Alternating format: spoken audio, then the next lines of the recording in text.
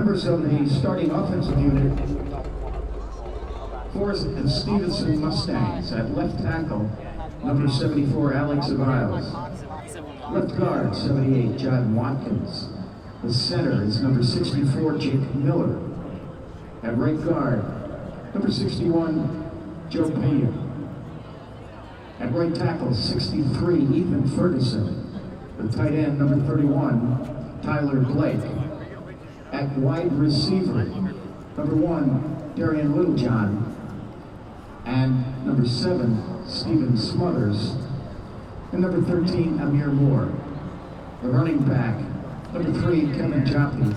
And the quarterback is number 12, Ryan Sedgwick. Stevenson University's head coach is Ed Hoddle. Okay. Okay.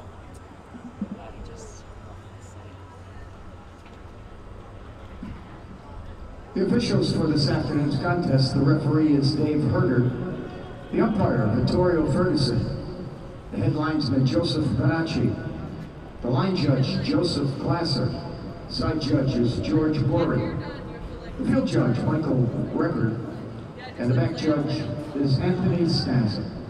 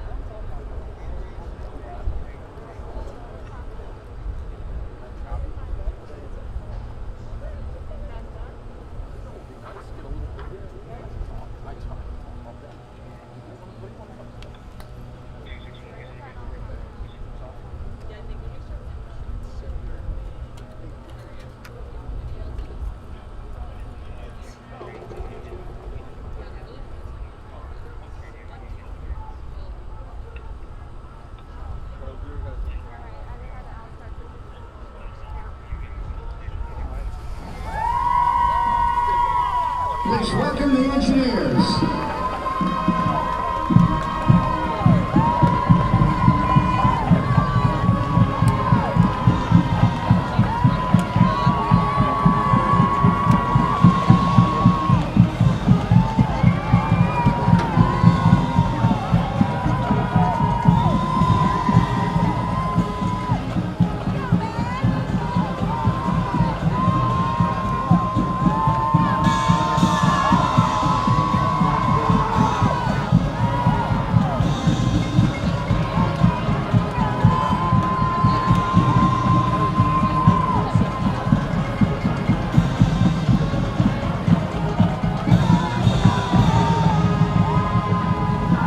Once again, good afternoon, football fans, and welcome to East Campus Athletic Village and the East Campus Stadium.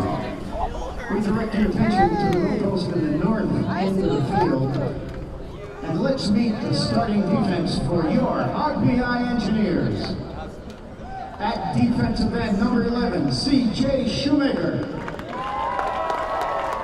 At defensive tackle, number 94, Connor Ahern. The nose guard for the Engineers, number 97, Josh Cohen.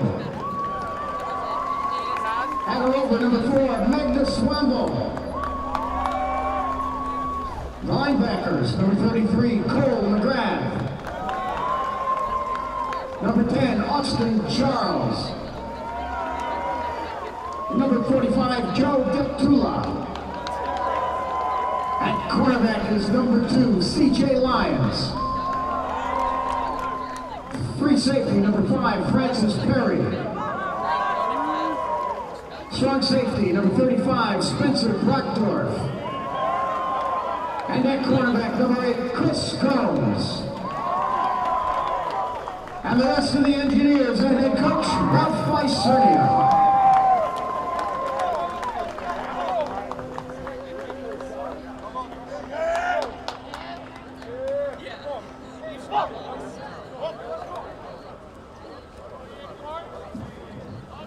The officials have called the captains to the center of the field. RPI captains, number 2, Vinny McDonald. Number 9 is Amici Cantwell. Number 10, Austin Charles. And number 11, George Paranopoulos.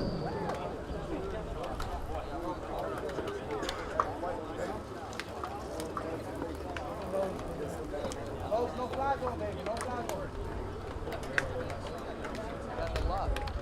Yeah! You like that?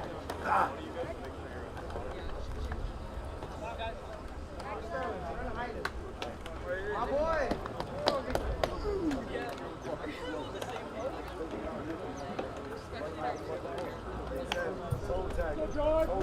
Right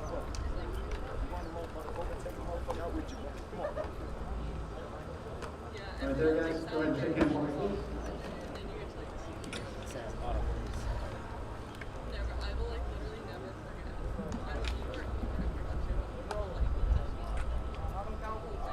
Morning, gentlemen. Point here.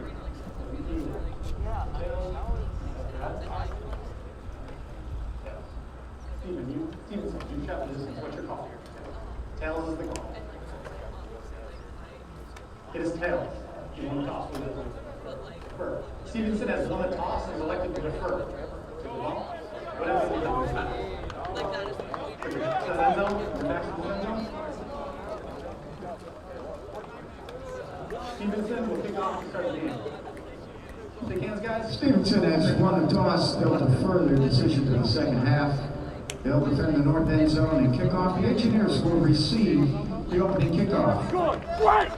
Ladies and gentlemen, we ask now that you please stand. We will hear now from the 18th President of Rensselaer Polytechnic Institute, the Honorable Shirley Ann Jackson, PhD. Dr. Jackson is joined by Navy ROTC midshipmen, led by Lucas Willis.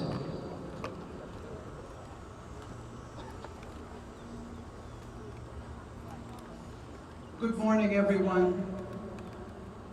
As all of you know, today marks the 20th anniversary of the lethal attack on the United States on September 11, 2001. Earlier this morning, I was very honored to join members of our Naval, Army, and Air Force ROTC units at the approach as they ran up the approach 15 times in honor of the first responders at the World Trade Center who ran up 110 stories, and hundreds of them lost their lives in working to save others. As you further know, we lost 55 members of our military when one of the planes hit the Pentagon. And of course, we know of the very brave members of Flight 93 who decided to not let that plane make it to Washington. And they gave their lives to protect our leadership in our country. And so that's why I'm very honored to be joined today by members of our ROTC unit, and of course by members of our public safety organization who represent the kinds of first responders who work to save so many lives and to keep us all safe. And so as you're about to begin this game, I just ask you to join me in a moment of silence in honor of all of those who lost their lives on September the 11th, 2001, and all of those who have given their lives since then in continuing conflicts, and those who most recently lost their lives in Kabul in helping U.S. citizens and Afghans to safely leave that country. Along the way, we have lost members of the Rensselaer family. And so as we bow our heads in silence and think our individual thoughts, just remember, please, and honor all of those. Thank you very much.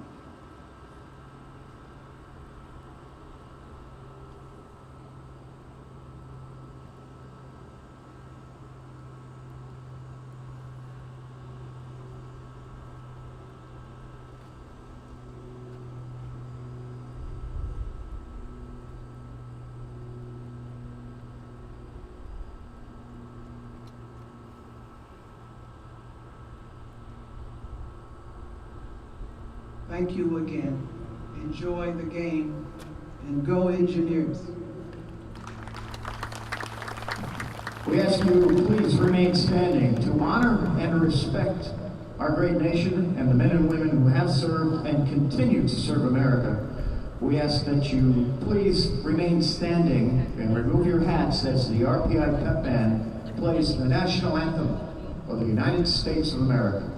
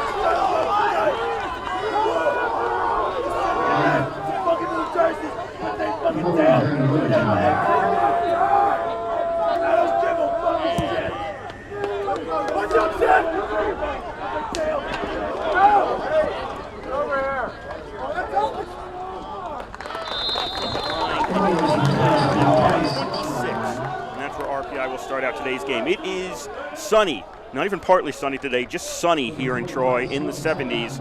Another excellent day if you're going to come out and watch a football game. Set you up for the uniforms here. RPI with their home set, black pants, red jerseys, black helmets with RPI written across the top. Stevenson Mustangs, their main colors are black, dark green, and white. They're all whites today with silver numbers and black helmets with green trim.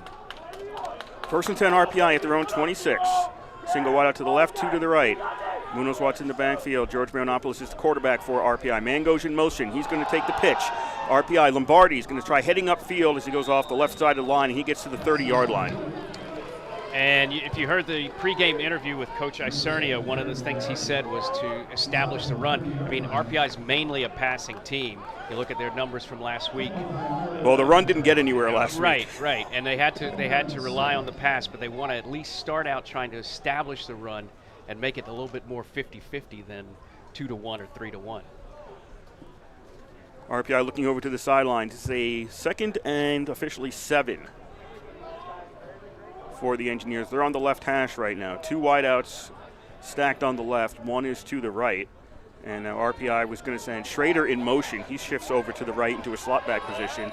And we have a whistle. The timeout RPI. It could have been they weren't going to get that play off. I don't think they were, and there was a lot of confusion. Looking to the sideline, signals just weren't quite set, and time was running down. Tough to want to burn a timeout, though, 55 seconds into the game. But I guess they didn't want to get backed up, and they're right now looking at 2nd and 7, very doable, as opposed to 2nd and 12, where you feel like you're in trouble already on the first possession. I think if you're Coach Iserni, you want to get the offense to at least get a first down on this first possession, because they couldn't get anything moving last week until the very end of the first half. It was neither side. Last week, Montclair State was barely better than RPI for most of the first half. I mean, barely. And both teams had trouble moving. So I think he's really concerned that RPI's offense needs to at least produce something on this first possession. We are 2nd and 7 here in the first quarter. No score. RPI with the first possession of the game at their own 29-yard line. 3 wideouts to the right this time. Marinopoulos has time, puts the ball up in the air to the left, looking for Lombardi, and does he have it? Yes! Lombardi, with tight coverage, is able to pull it down at the 27 of Stevenson for a first down. That was really thrown into tight coverage, as you mentioned. The defensive back, Jacob Batoff, was right on Lombardi, but the thing is he never looked back for the ball. I mean, he was right in Lombardi's face, but he never looked back, and Lombardi was able to haul it in and hang on to it after the 2 began tussling for it at about the 30. He falls forward to the 27. First big play of the afternoon. 13:35 to go here, first quarter. No score. 4 wideouts for RPI. Marinopoulos out of the shotgun. Munoz Watts in the backfield. And he's going to give to Munoz Watts. He's going to cut upside. He's inside, pardon me. He's going to get to the 15. That'll be a first down as he's finally stopped at the 14-yard line. They ran it off the left side tackle, and boy, there was a wide hole there for Munoz Watts, and he just cut right through it and inside the 20. Another first down for RPI. 13:10 to go here in the first quarter. 4 wideouts for the Engineers. 3 to the right. Munoz Watts is behind Marinopoulos in this formation. Taking some time to get the signals from the sideline, which caused them to call it first timeout earlier. Down to 7 seconds on the play clock. Now they'll send Lombardi in towards the line and fake the handoff. Lombardi gets the pass. That's a reception to the 15, to the 10. Lombardi to the 5, and he's forced out at about the 3-yard line. And that'll be a first and goal RPI. Well, Lombardi was wide right. He moved back into the middle, but then when the snap came, he broke to the wide right side. And that play was really made possible by a good block by Riley Convoy. The other receiver who was out wide right was able to let Lombardi get around the end and inside the 10-yard line. First and goal, RPI down at the 3. 12:20 to go, first quarter. No score in Troy. First possession of the game. Only 1 wide out for RPI. Handoff goes to Munoz Watts. He's going to go straight up the middle, but he's going to get stopped short of the goal line. I think they got him down at the 2.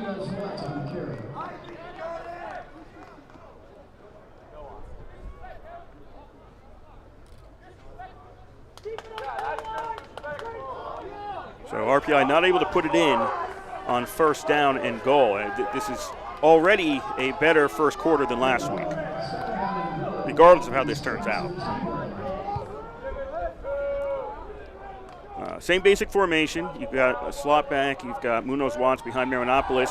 Throw towards the corner, and that's going to be broken up, but a flag's coming out for pass interference. McDonald was the intended receiver, but the defender was all over him. Yeah, he made contact. He had his arms wrapped around him. He was even pulling McDonald backwards before the ball even got there. That was number 20, Batoff. Same guy who got burned for the long reception by Lombardi. That was just a quick one-step drop by Marinopoulos and looking for McDonald in the corner. And, you know, if you're Baytoff, you're probably thinking, why not grab him? Because otherwise it's a touchdown anyway. Yeah, you really don't have much to lose at that point. Right. The ball's at the 2. It's going to go to the 1. You maybe stop the touchdown. 3 officials threw flags. Anyway. They all agreed, everybody in the corner on that side of the field, that was a penalty. And first and goal from the 1. Munoz Watts takes the handoff, runs to the right, gets tripped up, and is he down short, or did he fumble? They say fumble. He fumbled? Yeah. Well, here's my question. When did he let's fumble? See yeah, I know. That's what the They're going to officials talk are now. talking right now. Did he land on his arm with the ball down and then therefore down and then it popped loose? It was the far side, the far right corner from us, so we couldn't see him when he hit the ground. And all the referees are now conferring at the 1 yard line on the far right corner of the field. Stevenson thinks they have a fumble, but he might have been down by contact. Dave Hergert, the referee.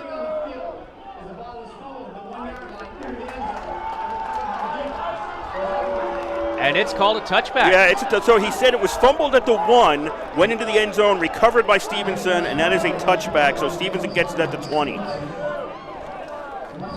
So there were a lot of things going on there. It was a difficult place for us to see. That's at the far corner, and there were people in front of us. Even when I looked at the replay, I wasn't sure what was going on the big screen. I wasn't sure exactly what happened. My questions were, did he cross the plane? But it looks like the officials say no, he was at the 1 when he lost the ball. At which point, if he actually lost it and he wasn't tackled, then it goes into the end zone fumble recovery by Stevenson. I'm going to try to get that right now. So Stevenson has it at their own 20. 11:23 to go here in the first quarter, no score. First play for Stevenson. They're going to keep this on the ground, and that's going to be a rush out to about the 22-yard line. And just going back to the last play for a second, really the important part of that play was made by the linebacker for the Mustangs, Josh Siegenthaler. He came just on an all-out sprint from the end zone and got the knee of Munoz Watts and sent him airborne at about the 2. And somewhere he lost the ball before he came down at the 1, the officials ruled. Bad snap. They ended up getting a handoff to Joppy. Joppy had the rush on the first down. He's going to take the handoff after the rough snap, I should say, and he gets out to near the 27-yard line to make it a 3rd down and 3. And that was Sedgwick. Ryan Sedgwick is the quarterback for Stevenson. A lot of seniors and juniors in the skill positions for the Mustangs, led by Sedgwick. You got a veteran receiving core with Littlejohn and Stephen Smothers as well, Amir Moore, some quality players in the skill spots for Stevenson. 3rd down and 3. Sedgwick out of the shotgun. Fakes the handoff. He's going to throw. That's incomplete. Was looking for Corey Jones around the 35-yard line, but it was too high. Falls incomplete, and the punt team is coming out for the Mustangs. A little high, but also there was Spencer Brockhoff, the defensive back for the Engineers, a junior out of Clarksville, Maryland. He made the hit right as the ball hit the receiver's hands, making sure that wouldn't be caught.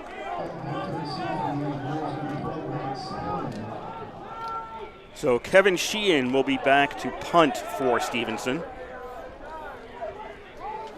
on this 4th down and 3. High snap. Sheehan brings it down, avoids the rush. RPI is going to take it at the 38-yard line. No fair catch, and, well, that probably should have fair caught that ball. That was Henderson. No, that wasn't Henderson. That was Spellman, for RPI on the punt return. He didn't get any yards. He caught the ball and then got tackled. Boy, they almost got that block there. That was number 6, Dennis DeSico, flying in from the right side. And I don't know about you, Kurt, but when he came in, I thought he had the angle down. And somehow or another, the punter just evaded the block there. No score. 10:02 to go here, first quarter. RPI with their 2nd possession today. They're at their own 38 with a 4 wideout formation. Low snap, picked up by Marinopoulos. Throws, it's incomplete. He was looking for McDonald right around the 50. McDonald got hit right after that. Yeah, he got hit in the knee or the thigh, and he's down, face down on the ground right now. The ball was a little bit low. McDonald probably tell you he should have had it, but it was probably about thigh high, and he got hit right as right after the ball hit his hands. He couldn't hang on to it, and now he's down for a bit. Let's go back to the first drive, and I'm kind of chuckling now because they had the ball at the 2. They tried to throw a fade out to the left corner or rather cut back into Benny McDonald. The Stevenson defender, Batoff, made an obvious interference play, basically tackled him before the ball got there. And we were saying, well, maybe he prevented a touchdown, maybe he just delayed it. And look at what happened. That ended up being a smart play because the very next play, the Engineers fumble at the 1, ball rolls into the end zone. What should have been an opening drive TD is thwarted, and here we are 0-0. With 9:58 to go in the quarter. Well, there are certain times when taking the penalty is a smart thing to do. And that if they're already on the 2 and you're looking and you say that guy's going to get a touchdown, take him down. What are you giving up? You're giving up a yard. If it's 4th down, maybe you try to knock it away, but you're going to give him a 1st down and a yard, but you don't know what's going to happen on the next play. And again, most of the time, all you're doing is delaying a touchdown, but not this time. The other time is late in the quarter, late in the half. Right. When they're throwing deep, and it's only 15 yards on a pass interference in college. If they're throwing deep and it's 50 yards downfield and you say, hey, he's going to grab that, take him down. Give up the 15. And now McDonald is being helped off the field with a couple of RPI assistants, and that's not good for the Engineers. McDonald, their leading receiver, last week in the opener, 7 catches for 139 yards and a touchdown. And we'll have to see if this is a temporary injury or if he looks okay now, putting some more weight on it as he gets to the sideline. Back to action, 2nd and 10 for RPI at their own 38-yard line. They're on the right hash. Marinopoulos is going to hand off, and this is going to, I was about to say this is going to be a 1st down, but in there, Christian Buckley, who's the number 2 RB on the depth chart, is now in there as running back. He kind of slipped as he tried to make a cut at the 44 and ended up on the ground. Yeah, he was trying to cut back to the grain onto the left, and if he had done so successfully and gotten around the defender, he might have had a lot of room to run. He had the right instinct, but slipped as he tried to make a sharp cut. 3rd down and 4 RPI at their own 44-yard line. Buckley's in there at the running back. 3 receivers bunched together to the left. Somebody moved early. We're going to get a flag on this. I haven't seen anything. RPI is going to go for a lot, and it's going to be incomplete as they went downfield towards the 10-yard line. But I'm not seeing a flag, and Ralph Izerni is wondering, where's the flag here, guys? Yeah, and even the quarterback, George Marinopoulos, looking at the refs, too. I think they sensed there was going to be an offside call, and that's why they just throw the bomb 30 yards down the field, and if it works out, it works out, but it didn't. And so now RPI is going to have to punt. If they weren't in the neutral zone when that happened,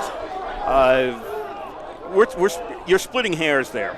You're really splitting hairs on that play if the referees are saying they were not in the neutral zone at the snap.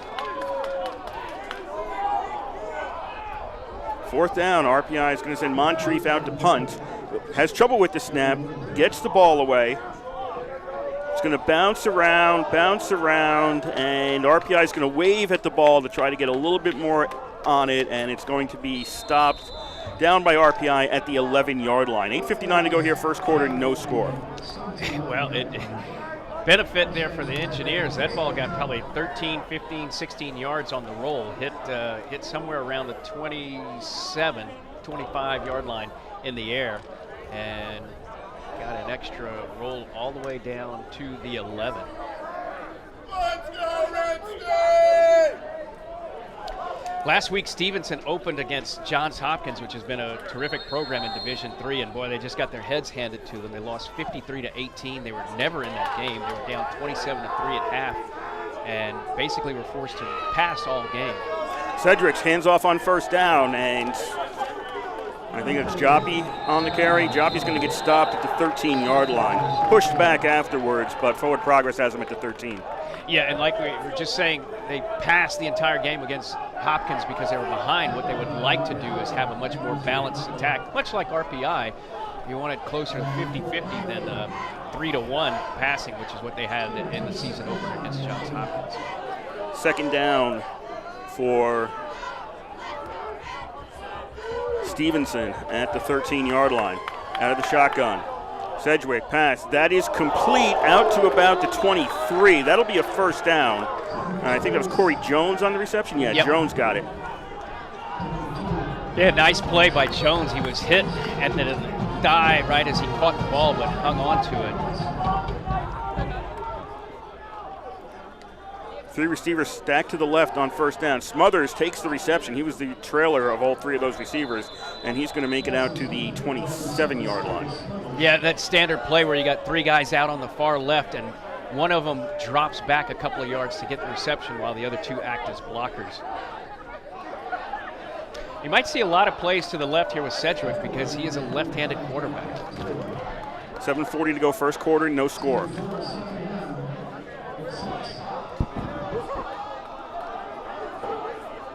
Joppy to the left of Sedgwick. Sedgwick throws left. That's complete. This should be another first down. Out right at the marker was Littlejohn. Yeah, just it took off. He was alone on the left side, went about 5 out and curled back in. Perfect timing play, and they didn't need much for the first down, and they pick up another. First and 10, ball at the 34 of Stevenson. No score, 7:15 to go here, first quarter. Single wideouts each side. Slot back on the right, man in the backfield. And Sedgwick pass is tipped, and that goes incomplete. It looked like number 11, C.J. Shoemaker, junior defensive lineman out of Charlton, Massachusetts, that got a hand on the first deflection of the game for the Engineers.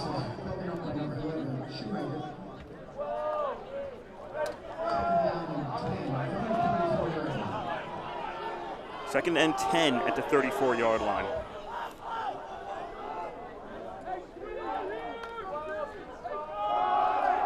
Keep it on the ground. This is going to go left out to the 35, 36 on the forward progress.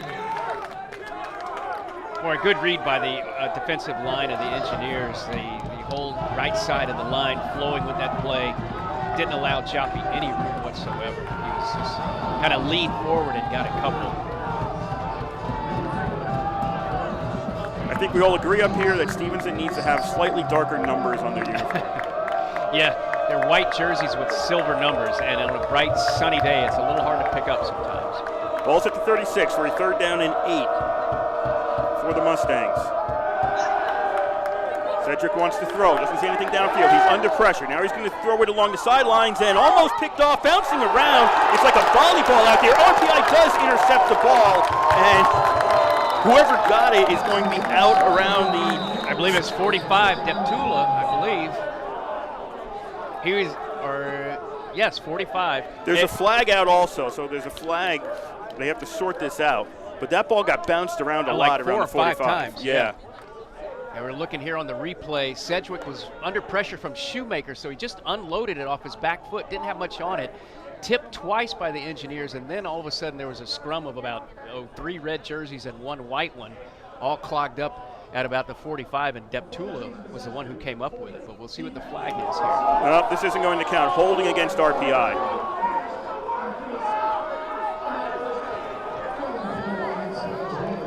So that play's not making the highlight reel.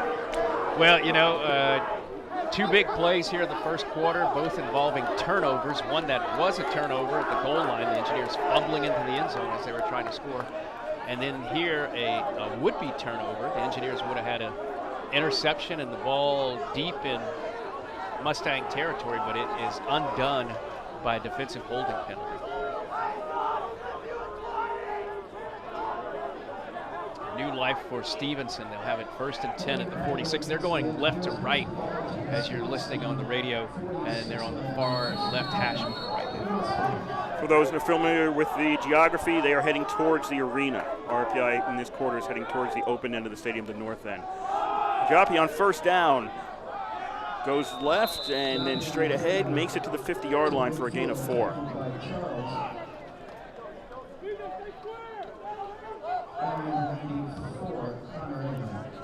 .555 to go first quarter, no score here in Troy.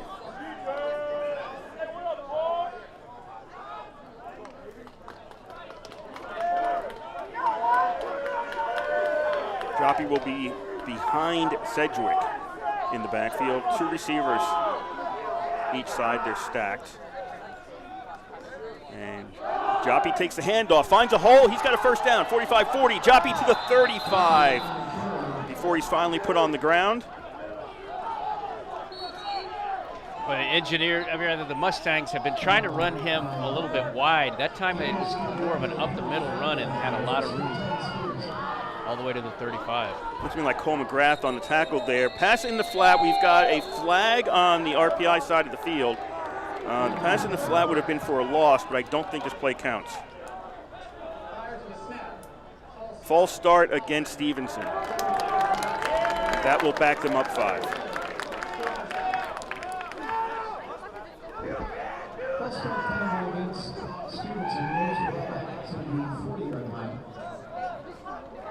They'll get the down back, so it'll be 1st and 15 at the 40-yard line for Stevenson. 5:15 to go here in quarter number 1. No score.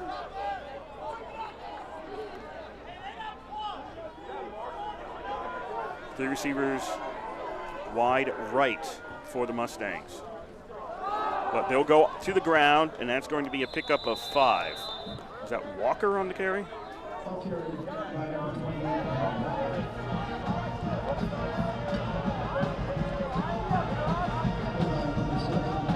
Yes, I believe that was Brandon Walker. Yeah, that was Walker on the carry.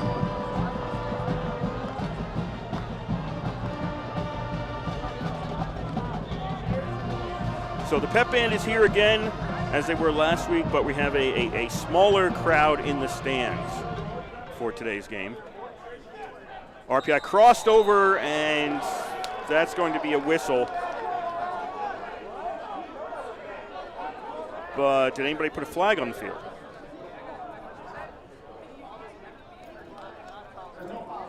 No foul.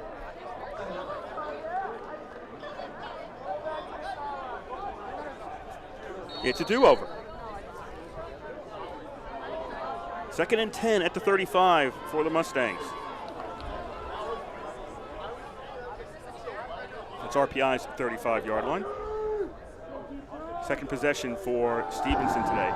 Sedgwick throws sideline, and that was off target, not catchable, looking for Little John. Yeah, had to hurry that a bit. A lot of pressure from a couple of RPI defenders there, specifically Magnus Womble, defensive lineman, 6'4", 225 out of Delaware. He's really coming in there, putting some pressure on Sedgwick. Alex Aviles, John Watkins, Jake Miller, Joe Pina, and Ethan Ferguson are the line up front for Stevenson. Tight ends. And we are going to get a flag here. Somebody made a mistake because a defender just bowled over the center. Yep, never even got the ball off. See what, of course, both sides pointing either way.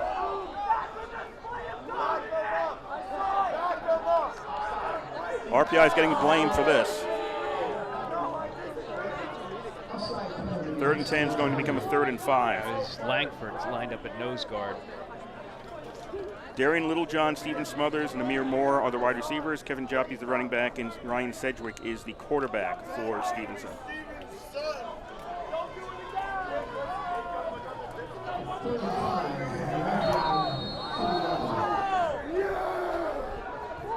Third and 5 at the 30. Smothers goes in motion to the left. Sedgwick has time, throws over the middle. That is complete down to the 15-yard line to Corey Jones, and that'll be a first down for Stevenson. A little bit of a mix-up in the defensive coverage. The Engineers had 2 guys near him, Austin Charles, the linebacker, and also number 33, Cole McGrath, 2 linebackers, but they kind of crossed each other and ended up leaving the receiver wide open down around the 15. 3:35 to go first quarter, no score. Stevenson 1st and 10 at the RPI 15-yard line. The receiver set. They'll go to the ground. Joppy to the 12.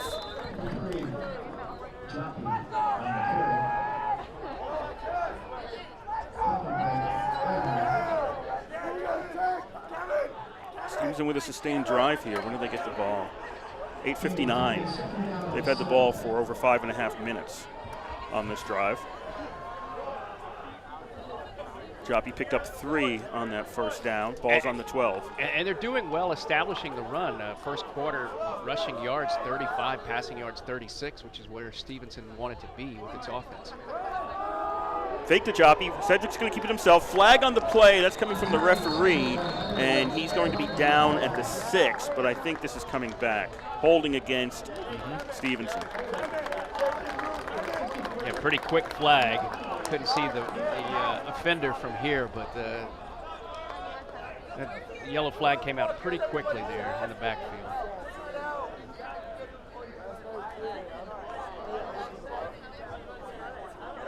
Defense for RPI, you got C.J. Shoemaker, Connor Ahern, Josh Cohen, and Magnus Womble. Then linebackers Cole McGrath, Austin Charles, and Joe Deptula. The cornerbacks are C.J. Lyons and Chris Gomes. And the safeties are Francis Perry and Spencer Brockdorf. Now it's second and long, second down and 17, ball on the 22. Now the penalties really putting Stevenson in a difficult position, probably a passing situation now. 4 wideouts, Cedric wants to pass. He's going to go looking for the corner into heavy coverage, and was that caught? No, incomplete. Little John, I thought, came down with it, but then it came loose. Yeah, he never had it fully. It looked like he might be able to, but at the same time, it was kind of a fade out to the sideline of the end zone. And even if he came down with his hands on the ball, I think he would have been out of bounds. That was almost like a play where they were determined to go to Little John on the right corner because he was pretty well covered, and Sedgwick tried to force that one in. Probably beneficial that it was far enough to the sideline that the ball ended up out of bounds anyway, rather than being intercepted or anything. 3rd and 17 at the 22. Sedgwick under pressure, rolls back to the 35, still under pressure. Sedgwick trying to run forward now, gets hit at the 30, and he is sacked. He never had time to go anything with that ball. Yeah, chased by 3 guys, eventually brought down by Connor Noyes, the junior linebacker out of Dalton, Mass, but Shoemaker was back there as well. Sedgwick running for his life for the first time. The Engineers really got a lot of pressure on the Mustang quarterback, and now we're looking at what, 4th down and 23, and I don't think they're going to kick. It's probably a little bit out of the range. It'll be about a 45-yard field goal, so they are going to go for it. 4th down, they've got to get down to the 5 for a first down, so look for a deep throw into the end zone. Cedric out of the shotgun, under pressure, and gets away from it, lost his helmet. That should be it. That's it. That play's over. That was number 94 coming in there for the Engineers on the tackle, where the sack is going to get credited for, right? Yeah, that's a sack. That's a sack. He stopped at the 38. So the rule is you lose your helmet, the ball carrier, play is over. Yeah, Connor Ahern with the sack credited all the way back to the 38-yard line, so another loss of 10. So a terrific defensive stand for the Engineers. Stevenson had the ball first down and 10 at the 15. 4 plays later, they ended up turning it over at the 38, so they went backwards 23 yards on that one set of downs. 1st and 10, RPI at their own 38. 1:31 to go here, first quarter, no score. RPI's offense hasn't been out there for a while. Play action, Marinopoulos gets away from the first pressure, gets hit by the second man, and he's going to be down at the 41-yard line, picks up 3. Yeah, nearly a sack. It wasn't obviously the intended play at the beginning, but defensive lineman Jason Scott coming in from the left side got in there in a hurry, got one hand on Marinopoulos, but the quarterback slipped through and was able to make a positive gain of about 3 yards on that play.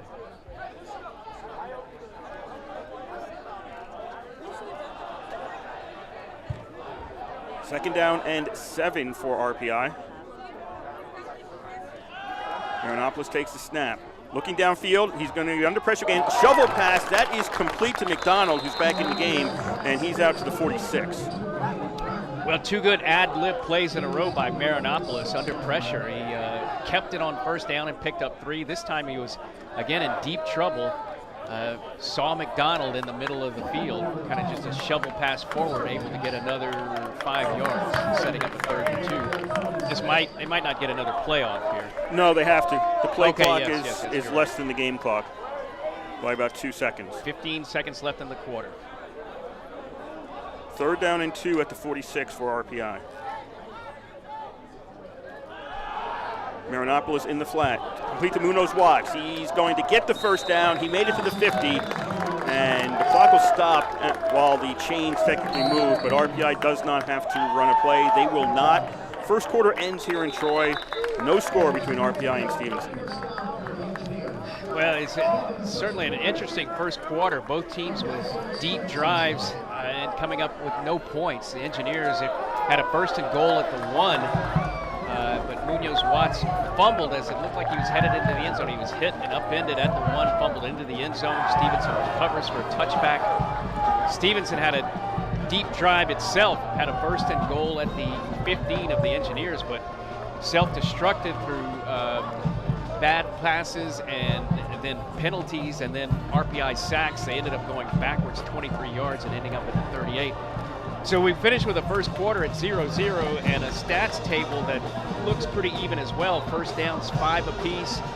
Rushing yards, Stevenson up there 22-4. Passing yards, RPI with the advantage 67-36. But overall yardage pretty even, 71-58. And both teams seeming to move the ball okay at times, but then running into trouble in the first quarter. If you were curious where Stevenson is, it is in Maryland. It is northwest of Baltimore, just beyond the beltway that circles Baltimore. I think, is that 495? It's at Owings Mills. It's probably about 10-15 miles northwest of downtown Baltimore. Yeah, it's pretty close to Baltimore. First and 10 RPI at the 50. They're going left to right. Stevenson right to left in this second quarter, and RPI is going to get about 2 yards. Still trying to get that running game going. Yeah, Stevenson made a commitment to expand athletics about 12 years ago and really expanded its facilities and its offerings, trying to build its outreach and build its reach of students and recruitment. And their football program has been incredibly successful for just getting off the ground under Coach Ed Hoddle, as we mentioned in the pregame. 6 straight appearances in the postseason. Second down and 8 for RPI. And Marinopolis can't find anything downfield, and he is going to be sacked. He's taken, who was that? That was McIntyre. Mario McIntyre sacked him back at the 48 of RPI. Yeah, and a little disturbing trend if you're RPI. That first drive where they got all the way to the goal and didn't score, it seemed like Marinopolis had lots of time on each play to develop it. Either that or they ran quick-hitting plays.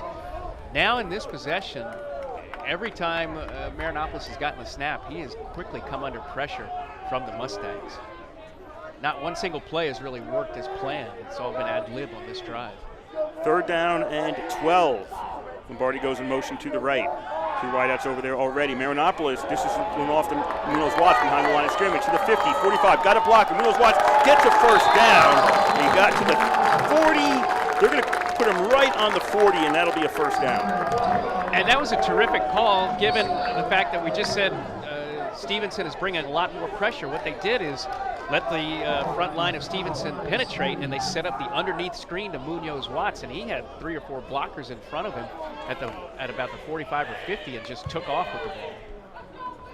First and 10 at the Mustang 40 for RPI. 13-10 to go first half. RPI nothing and Stevenson nothing.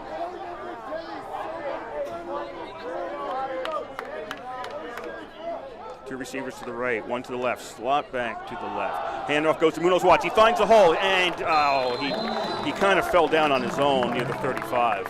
Well, I think Sean Sullivan, number 17, the linebacker, just grabbed him by the ankles. He dove and hooked that one right foot. Otherwise, Munoz Watts had a chance to go a long ways with that carry.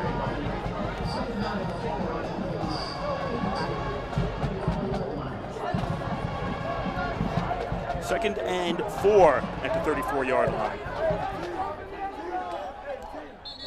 And we've got a timeout. Timeout Stevenson, I think. Yep. Yes. So we were talking about Stevenson's success. The program started in 2011. That was their first season. They have had winning records every year since 2014. And that includes making the NCAA tournament in 2016. They lost to Wesley, a school that no longer exists, in the first round that year. That's a real fast move from new program, winning record, NCAA tournament. That's, that you don't get it usually that fast. Right, and they 9-2 in the last full season of football before the pandemic hit, or rather 8-3 overall. They've established themselves as probably the second best program steadily in that conference, the Middle Atlantic Conference. There's Delaware Valley, which has routinely made the NCAA playoffs from the conference, but Stevenson has been right up there with them. They even got some votes in the preseason poll, one of the polls, before really getting blown out in their opener 53-18 at Johns Hopkins. In their defense, Johns Hopkins is a very good program. Right. RPI went down there in the NCAAs in 2018, and Johns Hopkins dominated RPI. Munoz Watts takes the carry on second down, and a huge struggle after he hit the line only gets him a yard. Interesting that note here, we talked about in the pregame about RPI wanting to establish the run and making a commitment to that. Right now, the Engineers have 9 rushing attempts and 8 passes, which is sort of where they want it to be.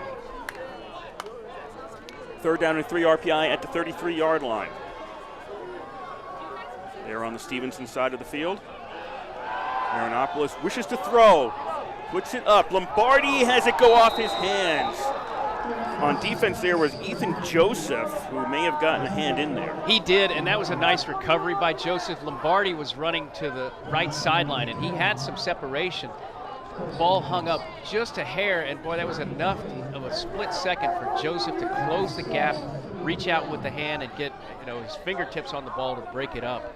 Otherwise, the Engineers would have had it inside the 10. RPI with a 4th and 3 at the 33, and they are keeping the offense out there.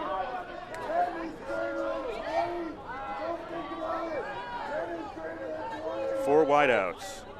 Marinopoulos in the shotgun. 4th down and 3. Wants to throw. I would have tried a bootleg, and that is incomplete. It was almost intercepted at the 28. Brennan Wright almost had that. Thinks he should have had that. Goes incomplete, and RPI turns it over on downs. Yeah, nothing went right on that play. He was looking for Convoy, threw it behind him, and the Engineers had no chance to complete that ball at all. So it's been a struggle, an intense struggle, and entertaining drives, but still no points on the board for either team as Stevenson gets ready to take over at its own 33. They're moving right to left on your radio dial. If you're familiar with the setting here, that means towards the open end of the football stadium here on the RPI campus. So the difference between last week and this week is that last week there were a lot of 3 and outs in the first half. Nobody got anywhere. This time there's drives, they're just not scoring. So it's different. On 1st down, Stevenson on the ground picks up about 5. Joppy, their primary running back, with the ball. And he's off to a decent start, 8 carries for 38 yards. That is about, almost 5 yards a carry. And, if you're RPI's defensive coaches, that's not a stat you wanted to see. You wanted to keep the lid on the run and force the Mustangs into passing that time. 2 men in the backfield with Sedgwick, 3 receivers. Joppy's going to take the handoff, and he stopped at the 39-ish this time. Now they're going to give him the 40, I think.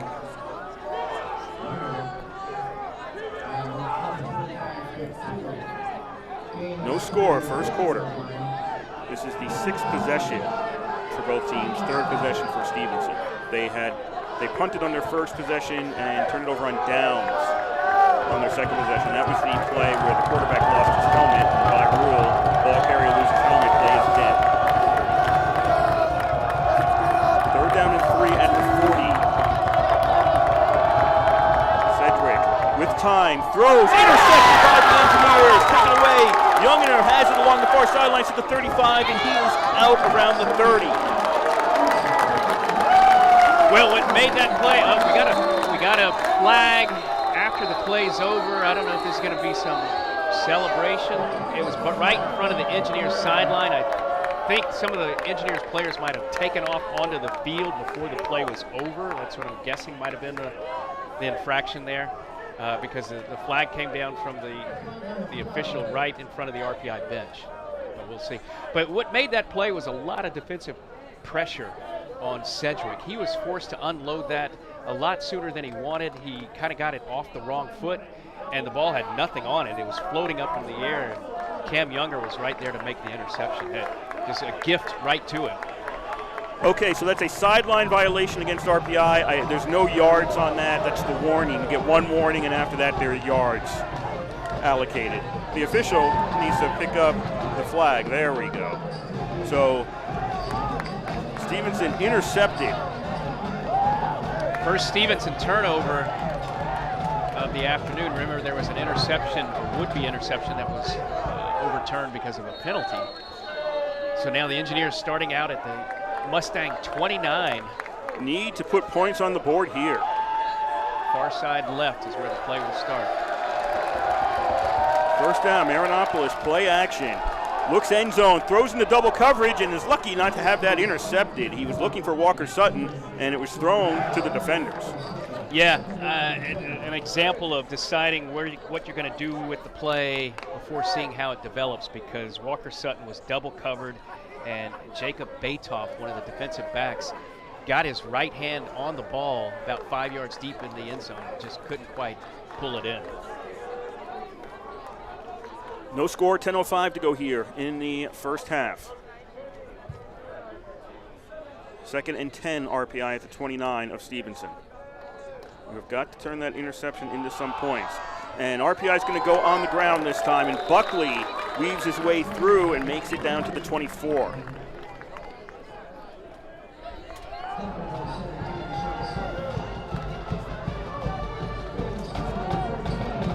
RPI's offense, Denny Beckenhus, Rick Demboski, Thomas O'Lawson, Garrett Farmer, and Luke Koschel are the line up front. The tight end is Kenny Schrader. The wide receivers are Vinny McDonald, Sterling Walker Sutton, and Peter Lombardi. Running back, Delano Munoz Watts.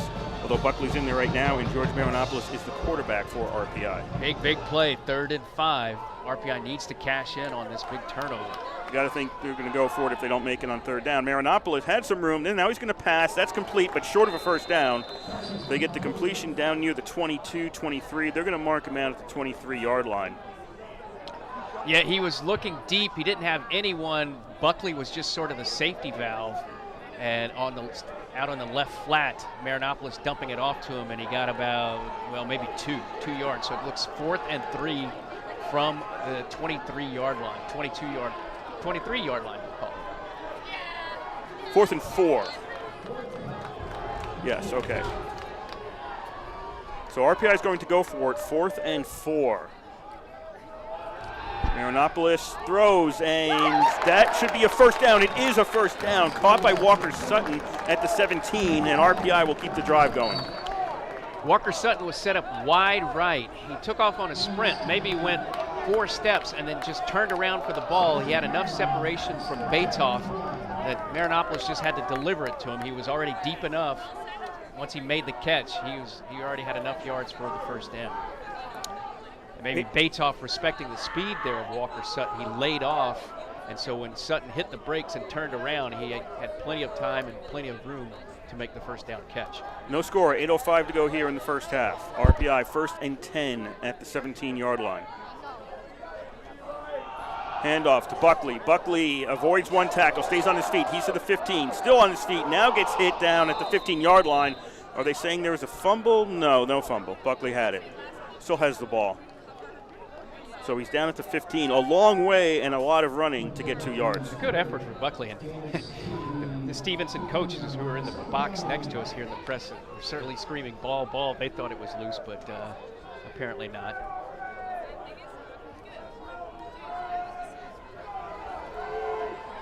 RPI with a 2nd and 8 at the 15. Buckley behind Marinopolis, 3 receivers right, 1 left. Now Buckley's going to go into the flat.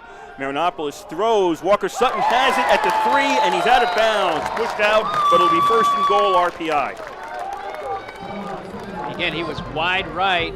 sprinted down to the 3, cut out to the right side, had enough separation to make the catch and get both feet down in bounds for the first and goal for the Engineers. Second time today they've been this close. Last time, if you recall, they fumbled at the 1, ball rolled into the end zone. Stevenson recovered,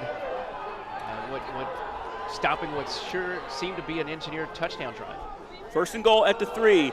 Buckley with the handoff. He's going to get caught behind the line of scrimmage. He's going to lose a yard or 2. 3 guys there to meet him. No room whatsoever.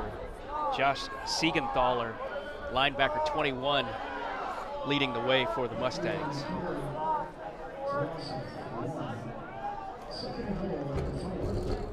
So that's a loss of 1 for RPI on that play. Second and goal at the 4. Students have been filtering into the stadium here today. They're on the near side right, so they've got 1 receiver far right, that's Lombardi, and they've got most of the other guys out to the left. They've got 1 back along with Marinopolis. McDonald, who was in the slot, I thought that's the way Marinopolis was going to go. Instead, he keeps it on the ground, and that's a touchdown. Marinopolis runs it in, and RPI leads 6-0. Faked the handoff left, went off right tackle, and the Stevenson defensive backs didn't realize it was a keeper until it was too late. They met Marinopolis at the goal line, but he's a big guy, and he was able to lean in and fall at the goal line and get the ball across for the first score of the afternoon. Connor McDougal out to try the extra point. Moncrief, who's the punter, is also the holder for RPI. The snap, the spot, the kick is up, and it is good. We have 6:02 to go here. First half in Troy, RPI 7, Stevenson nothing. Well, you know, there was a big turnover that started this drive. The interception and return by Youngener all the way down to, I believe it was a 38 or 28, 38?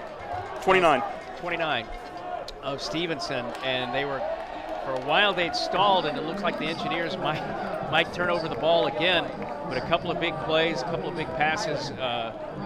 Walker Sutton with that reception on the right sideline to pick up the first down and keep the drive going at the 17. And then the 4-yard keeper by Marinopolis to finish off the drive, the first scoring drive of the afternoon for either team.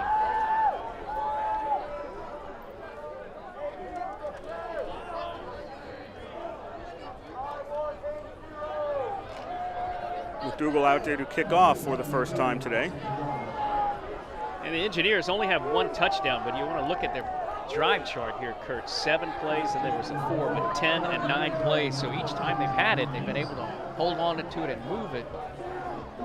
First time they've been able to get points here, but all in all, the Engineers offense has been moving pretty steadily against the Mustang defense. Kickoff is taken at the 10 to the 15, 20, 25, and call it the 27-yard line. Little John on the return.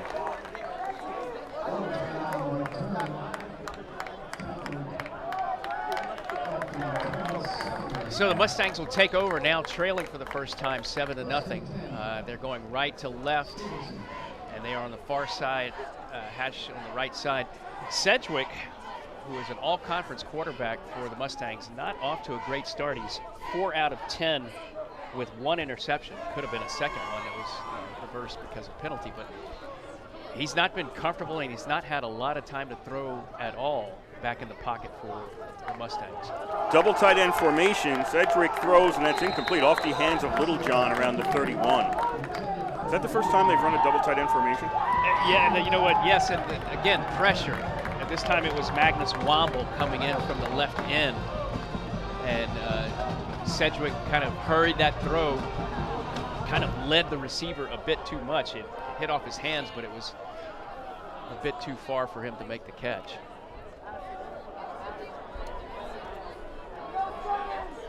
Second down and 10 at the 27-yard line. Joppy on the carry, finds a big hole. He's got a first down, and Joppy is finally tackled at the 40-yard line. I think it was C.J. Lyons who ultimately got him. They've had a decent running game, and it seems to me, Kurt, that where they've been most effective is those plays just right off of center. Anytime they try to get Joppy wide left or right, the Engineers' defensive line has had pretty good pursuit. and their most effective plays have been just right up the middle, like that one. 1st and 10 at the 40, 7-0. RPI leads here in the first quarter. Joppy with another hold, then breaks a tackle, and he's out to the 49. And again, right between the center and the guard, and that's about a 9-yard pickup.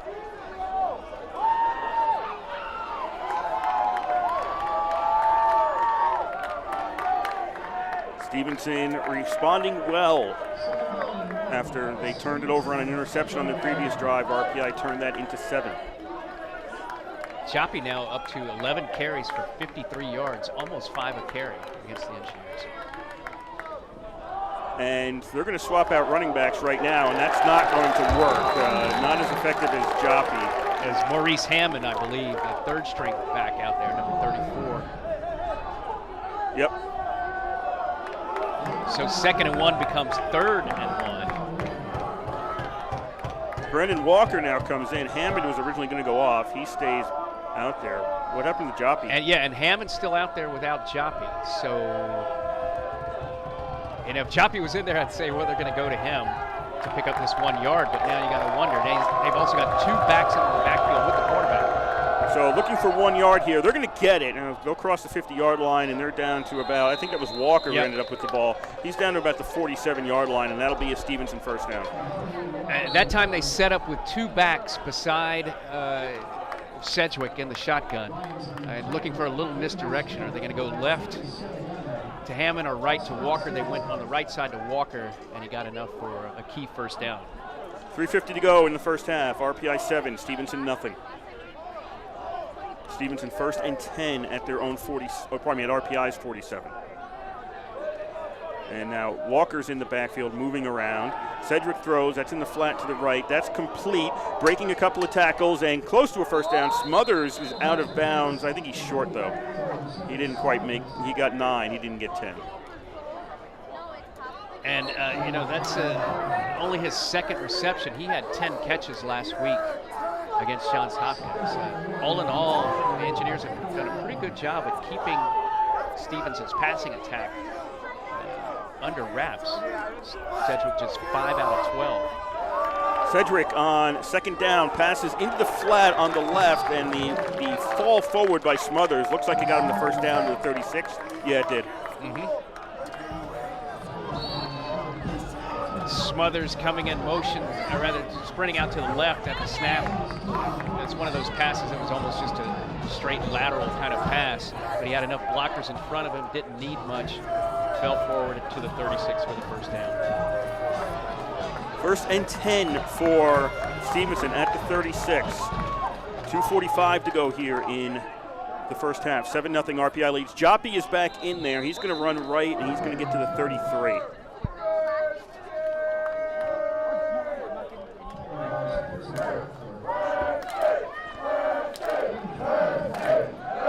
So 2.5 to go in this half. Stevenson trying to put some points on the board.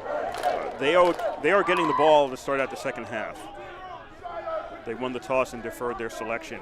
And Cedric on the option pitches, and that was read very well by RPI. And Joppy's going to lose a couple of yards. You had Deptula in there for the Engineers to make that tackle. Yep, also assisted by Womble. I mean, not much misdirection there. Read pretty well by the Engineers. So passing situation now, 3rd down and 10. And Cedric's had a bit of a rough go at it. Just 6 out of 13 with 1 interception so far.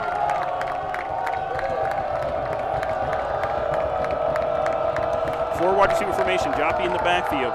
Cedric looks to throw, got a man on the slant pattern, and that's complete, but is it a first down? Little John caught it, and yeah, they're going to give it to him at the 26, and that's a first down.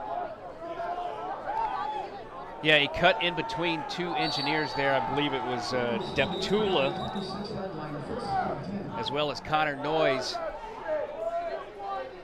Kind of just sliced between them and enough to get the first down. Big pickup there for the Stevenson Mustangs. They're going to have a timeout here with 1:24 to go in the half. RPI 7, Stevenson nothing. It's been a pretty entertaining first half, even if we've only had 1 scoring play. Well, it was an official timeout. Was somebody hurt? There was an Engineer down momentarily, but I saw him get up. So not sure. So the referee's telling the Stevenson players, you need to get to the sideline. This was an official timeout, not a team timeout. Not that they can't talk, but the timeout lasts as long as necessary. First and 10, Stevenson at the RPI 26. 1:24 to go in the first half. RPI leading 7-0.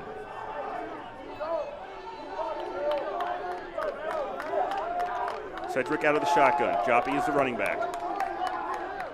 Cedric throws, and that is complete. Little John has it down near the 10. This will be a first down at around the 11-yard line. They'll call him down at the 11.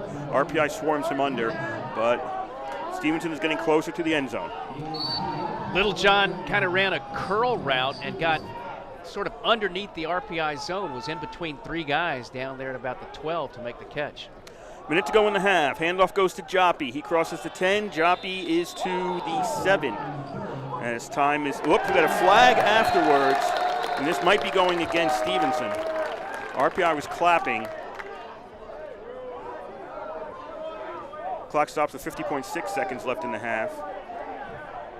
It would have been a pickup before and a 2nd and 6 at the 7. Yeah. Depending on how this penalty goes. Dave Hergert is the referee for today's game. Oh, look, there's some clouds out there. Yeah.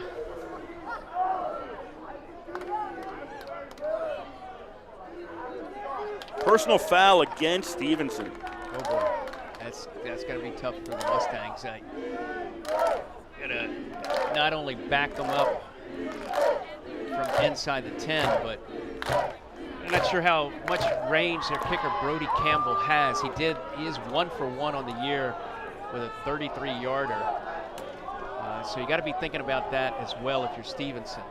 You've only got 50 seconds. You do have a first down, but you've only got 50 seconds, and to either go for the end zone or just get it a little bit closer for your kicker.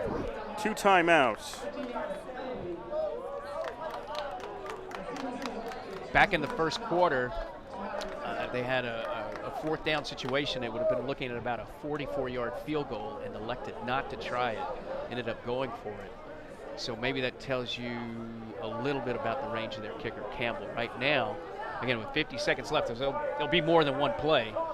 But they would be looking at about a 39-yarder for field goal if they don't move the ball any closer to the goal line.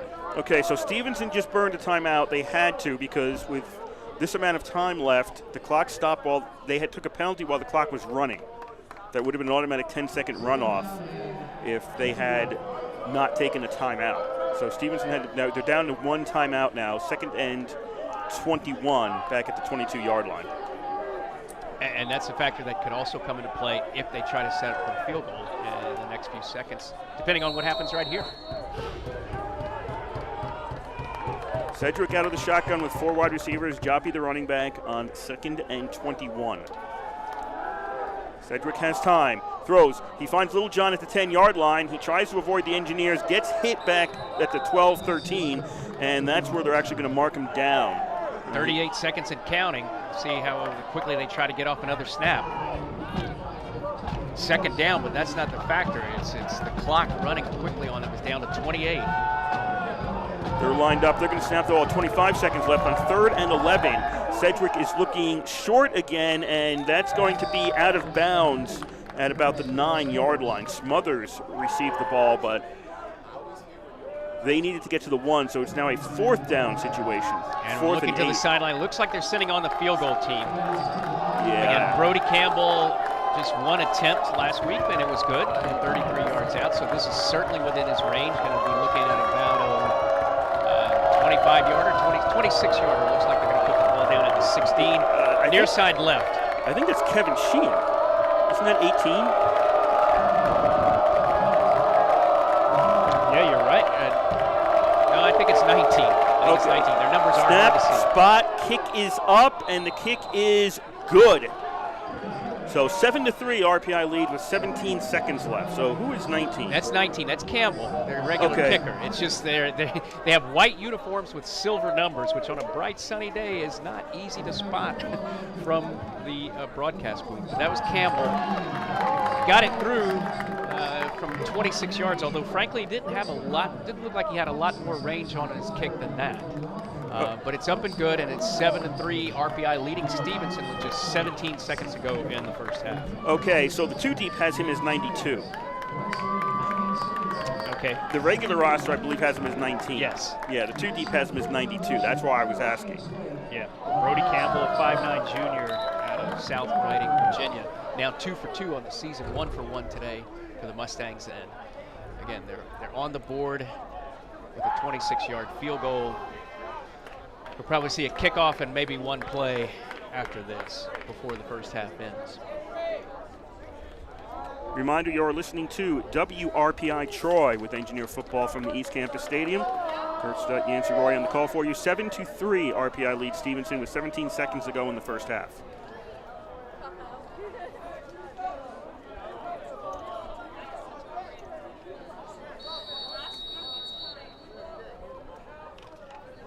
And Stevenson again will get the ball to start out half number 2. Wouldn't be surprised to see sort of a squib kick here, especially how they kind of lined up the ball on the tee pretty perpendicular. It looks like they just don't want to get any height on it at all. Oh, he did after all. They're going to kick this one deep. And that's going to be taken by Walker Sutton. He fumbles it, picks it up again. He's got it at the 15, and he's going to make it to the 20 with a little over 10 seconds left in the first half.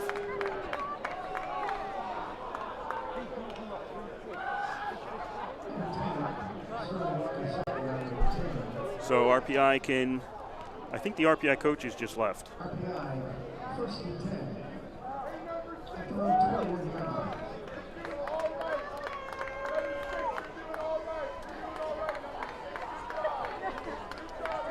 RPI is going to bunch around the quarterback, and they're not going to run a play. So that was the door slam I heard, I believe. That was the RPI coaches exiting the booth. Yeah. Yes, exiting the booth. They're very much to our left. We can't see them. RPI takes a knee, and that will end the first half here in Troy. RPI with the 7-3 lead. Let me follow that up. So when I heard the doors moving around, and I heard the coaches leave, I'm thinking, yeah, they're not running a play here. They're exiting already. Quarterback taking a knee to end the first half. And that's where we are at the end of the first half. The score is RPI 7 and Stevenson 3. An entertaining first half, if low scoring so far. Both teams with sustaining long drives but coming up empty. Some key turnovers. RPI fumbled at the Stevenson 1, fumbled it into the end zone. Stevenson recovered to thwart that drive. Stevenson came up short on a long 20-play drive itself. RPI finally getting a score on the Marinopolis keeper, a 4-yard run late in the second quarter. And Stevenson on the last full drive of the half, a 26-yard field goal by Brody Campbell. 7-3 Engineers leading. It's been pretty even statistically, Kurt. Total yards, 139 for Stevenson, 116 from RPI. RPI relying more heavily on the pass, 98 of those 116 coming via the air. Stevenson a little bit more balanced.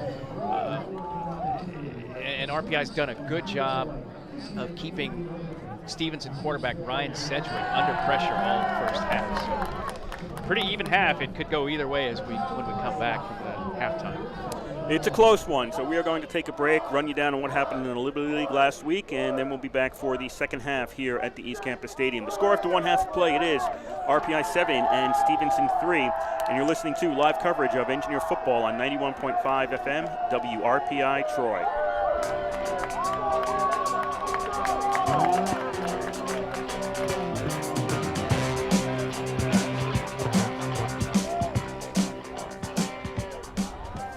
I know it's tough to hear me with this firefighter's air pack on, but it's the only way I can be in this smoldering pile of ashes that was my office. I hope you won't make the same mistake, since at least 1 in 4 businesses never reopen after a disaster. The fire's bad, but the water damage? I should have done our disaster plan, but I just didn't see this coming. There'll always be a few fires to put out around the office unless it's not around anymore. Go to ready.gov and make your company's plan. Ready.gov. It's never too late to protect your business until it is. Brought to you by the U.S. Department of Homeland Security and the Ad Council. I like some cookies. Pizza. Popcorn. Chocolate donuts. Left to their own devices, children wouldn't always eat right. Potato chips. Marshmallows. That's why they have you. Cotton candy. And you have WIC. WIC provides nutrition information.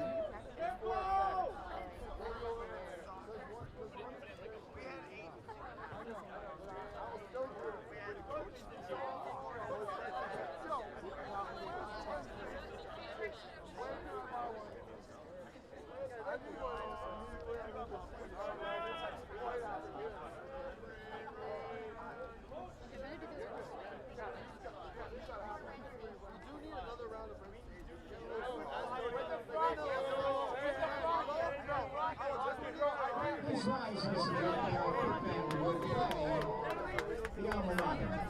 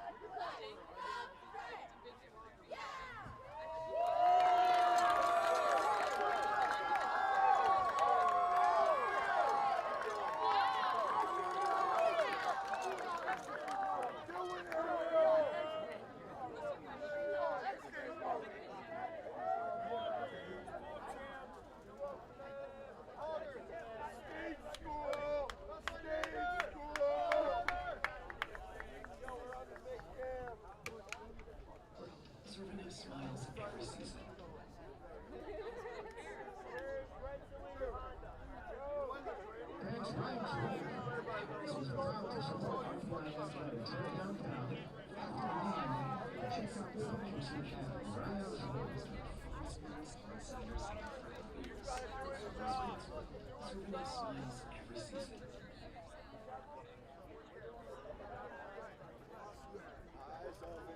Hi, Sophie. How we doing? Why were you screaming at innocent? Just a little bit. Nobody's innocent on your team.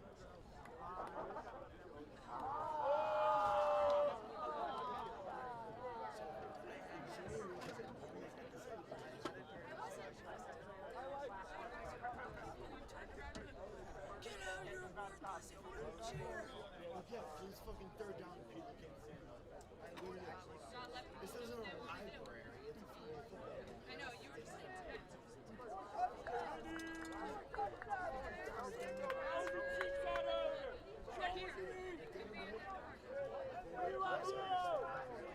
I actually didn't stand up when you were screaming at us. I was saying, why is Kevin so screwed up? And I wasn't trying to give in to you. Sorry. He's been standing up the time.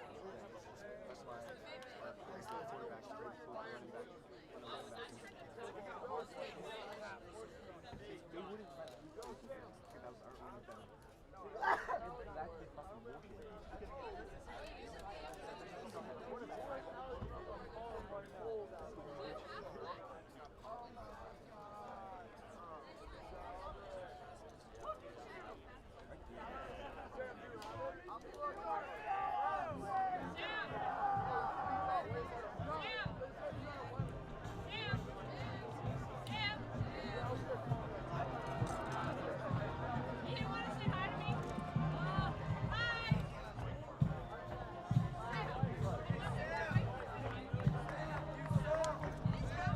Get off of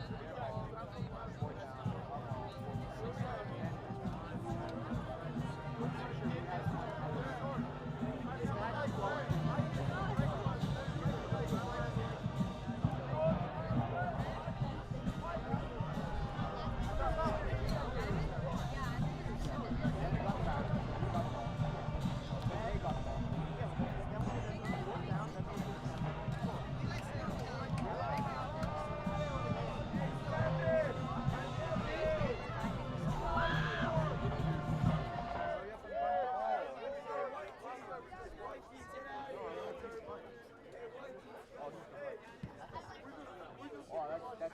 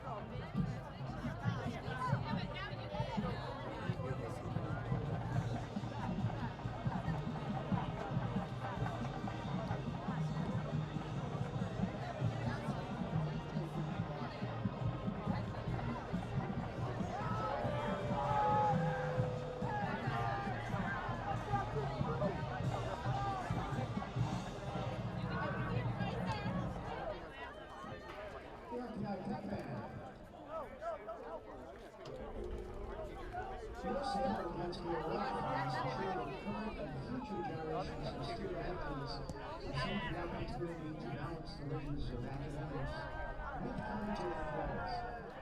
Learn more about how you can help our men's and women's athletic teams directly at giving.rpi.edu/let's-go-red.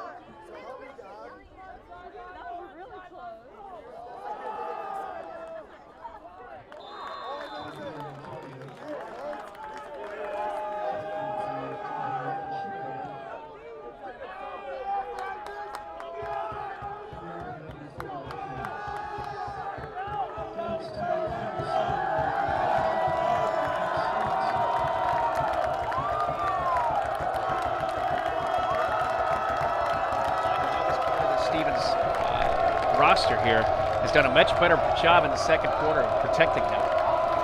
3rd down and 3. Joppy with another carry. He is, whoa, I was going to say stopped short. I think he still stopped short. The whistle blows. He didn't make the 50. He literally had to get onto the 50-yard line. He didn't make it. They're going to put him just beyond the 49. Yeah, Austin Charles, the linebacker, among others, to meet him there. That was one of those situations, and you see it in a lot of pro games as well. The guy gets stopped, and all of a sudden there's a clog of jerseys from either side trying to push him forward or backward until the whistle blows it dead. It looks like they're going to go for it here. 4th and 1 at the 49. Cedric is under center. 4th and 1 at the 49, as Yancey just said. Backs in the eye, and Cedric keeps it, and I don't know if he got it. Where is he? So.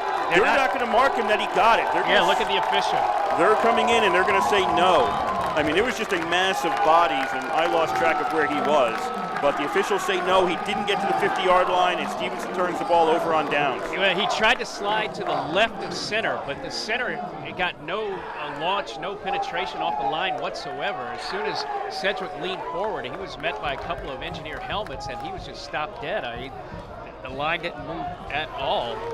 And the Engineers, with a key defensive stop early in the 3rd quarter, a chance to cash in here and take a big advantage of a curious decision by Stevenson on the first possession of the second half. Ball's at the 49 of Stevenson, 1st and 10 RPI, 7-3. RPI leads, 13:06 to go in the 3rd quarter. Marianopolis will Handoff, Engineers go on the ground to start out this second half, and Munoz Watts gets it to the 41 with a nice pickup of 8 yards.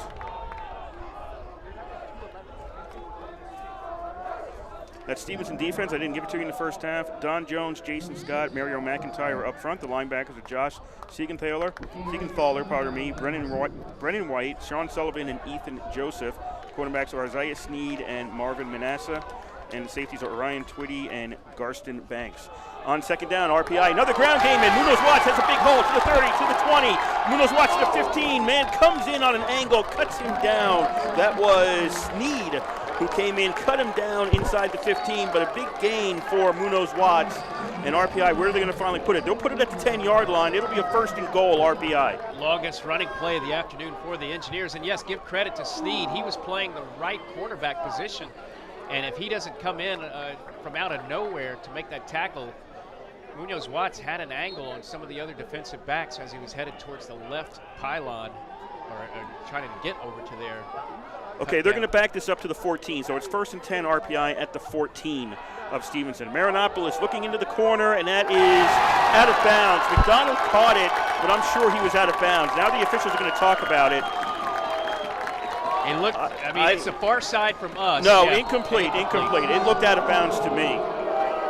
They were, from us, it's the far side left towards that deep corner, towards the pylon, and it looked from here, again, we're not close to it. It's not the near sideline. Yeah, I just saw the replay. Far out, yeah. I don't see how he could have been in bounds. Yeah. Looking at the replay, by the time the ball was near his hands, they were right over the white part, which signifies out of bounds. I don't see how he could possibly come in bounds. So it's incomplete on first down. Second and 10 RPI at the Stevenson 14. Looking 3 wide right, only one guy to the left. That's McDonald. The back will move over to the right. Marinopoulos is going to get sacked back at the 25-yard line. Yeah, coming in, that was number 40, Mario McIntyre, the leading tackler already for Stevenson. Marinopoulos did not handle the snap cleanly. The ball dropped to the ground. He picked it up, and as soon as he tried to look for a play, there was McIntyre, and he had a sort of big old paw on the shoulder pad of Marinopoulos and kind of just wrangled him down from there.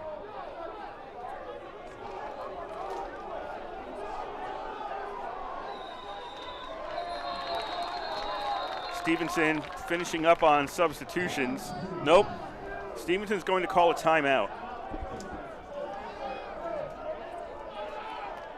Well, interesting situation here now. Third down at the 24. First down markers at the 4. So you think of two things. Maybe they go deep into the end zone, but maybe they're thinking to cut this in half. You know, maybe something slant across the middle and at least get it down to somewhere in the 10-yard line range, and sort of a more realistic decision of whether to go for it on fourth down or not. And also get yourself in better field goal position if it comes to that. I'm thinking that they're not going end zone.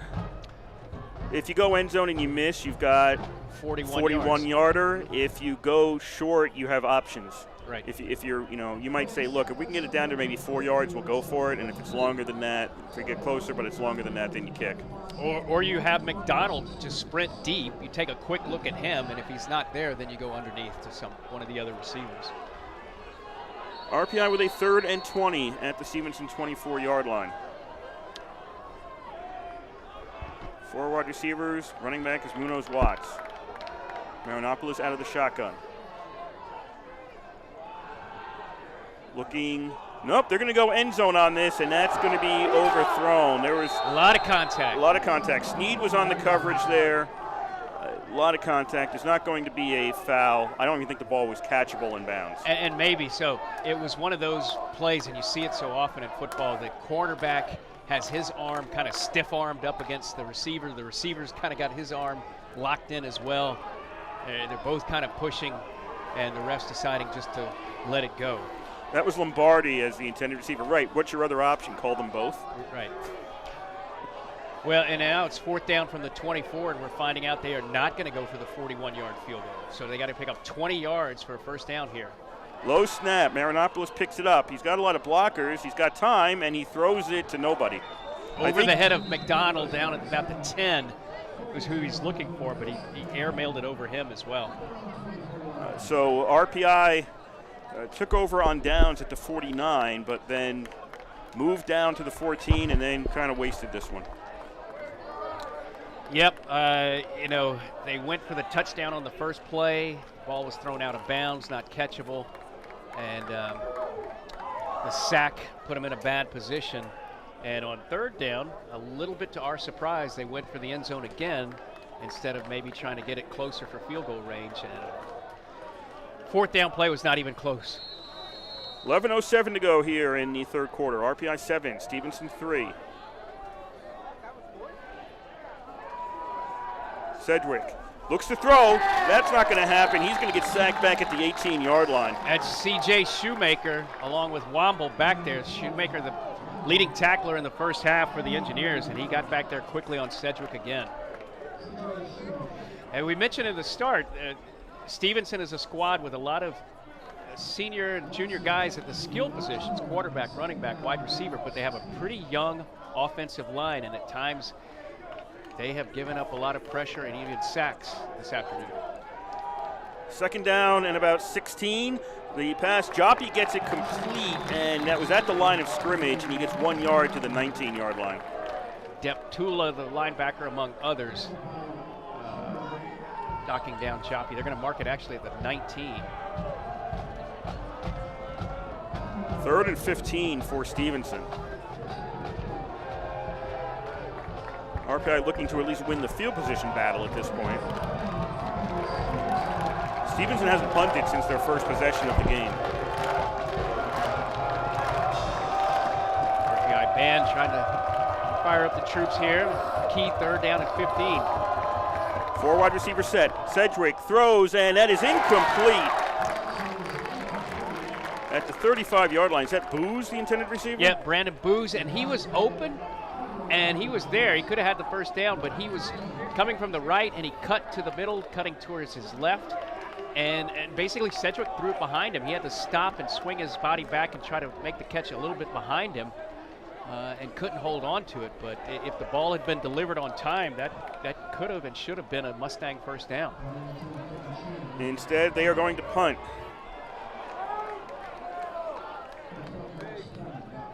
Sheehan is back to kick. Boots it. This is a short kick. RPI needs to run away from this. Nope, they're going to pick it up at the 42, and Spellman's going to run out of bounds right around there. It's going to be out of bounds. He'll pick up a yard on that run back. Yeah, it hit about at the 50, and it started bouncing, and it took 1-2 hops right into Spellman's arms.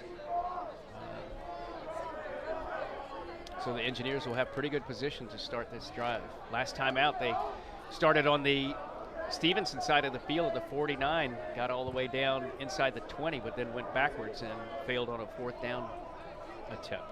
7-3 RPI leads, 9:38 to go third quarter. They are now at their own 43.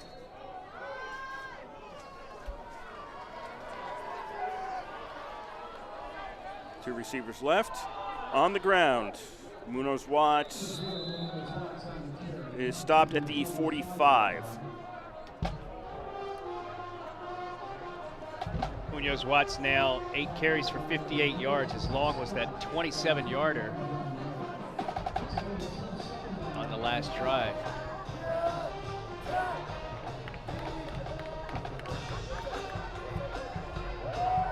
RPI going against the wind at the moment. Yeah, it is picking up. It was completely dead the first half, but now pretty steady breeze coming from the south to the north. 2nd down and 8. Marinopoulos overthrows his intended receiver, Conboy. We haven't really caught 2 touchdowns last week. We haven't mentioned Conboy much today. That was an overthrow. Yeah, and the reason for it was a lot of pressure from Mario McIntyre, who's been the most active linebacker on the Mustang squad. He was coming in from the right end position, forced Marinopoulos to hurry the throw, and he just sailed it right over Conboy's head. 3rd and long now for the Engineers. Munoz Watts goes off. There'll be a 5 wideout formation for Marinopoulos. 3 left, 1 right, and a man in the slot. That is Allison is in the slot to the right. Marinopoulos with some time, running out of time, sacked back at the 39-yard line. Boy, they brought a lot of pressure, and there was 3 guys there. McIntyre was there for the Mustangs, as well as Zadalava, Tom Zadalava, another linebacker, number 32. A bad time for a sack for the Engineers. They end up going backwards on this drive, and now they're going to have to punt from their own 39. Chance for Stevenson to switch the momentum back to its side. Smothers is back to return this punt for the Mustangs. Is he the only one out there with yellow shoes? He is. Moncrief, high kick, but not a long kick. It's going to bounce. The Mustangs will stay away from this, and RPI will down it around the 34.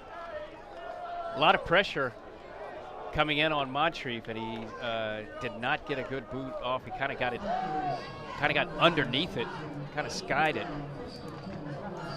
And so the Mustangs now will take over at their 34. Game of back and forth here in the third quarter.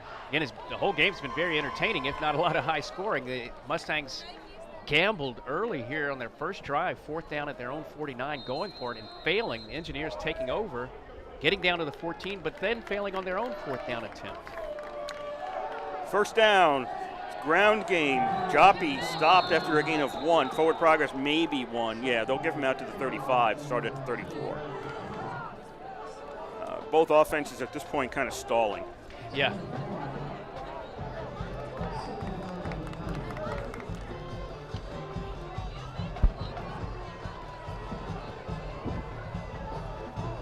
Sedgwick, the quarterback, is 11 for 19 with 1 interception, and you look at that, that's 58%, close to 60%, which sounds better than it's looked. Yeah, I was going to say, it doesn't feel like that. Joppy on second down finds a hole to the 40, and Joppy's to the 40, almost to the 42. Makes it a 3rd down and short. 3rd down and about 2 here for Stevenson. I mean, his longest completion has just been for 15 yards, and half of that was on a run by Darian Littleshot. And, RPI has done a really good job of putting pressure on Sedgwick, who was an all-conference quarterback. And he really hasn't gotten into much of a rhythm with the passing game this afternoon. Big play here, 3rd down, and let's call it a long 2. 3rd and 2.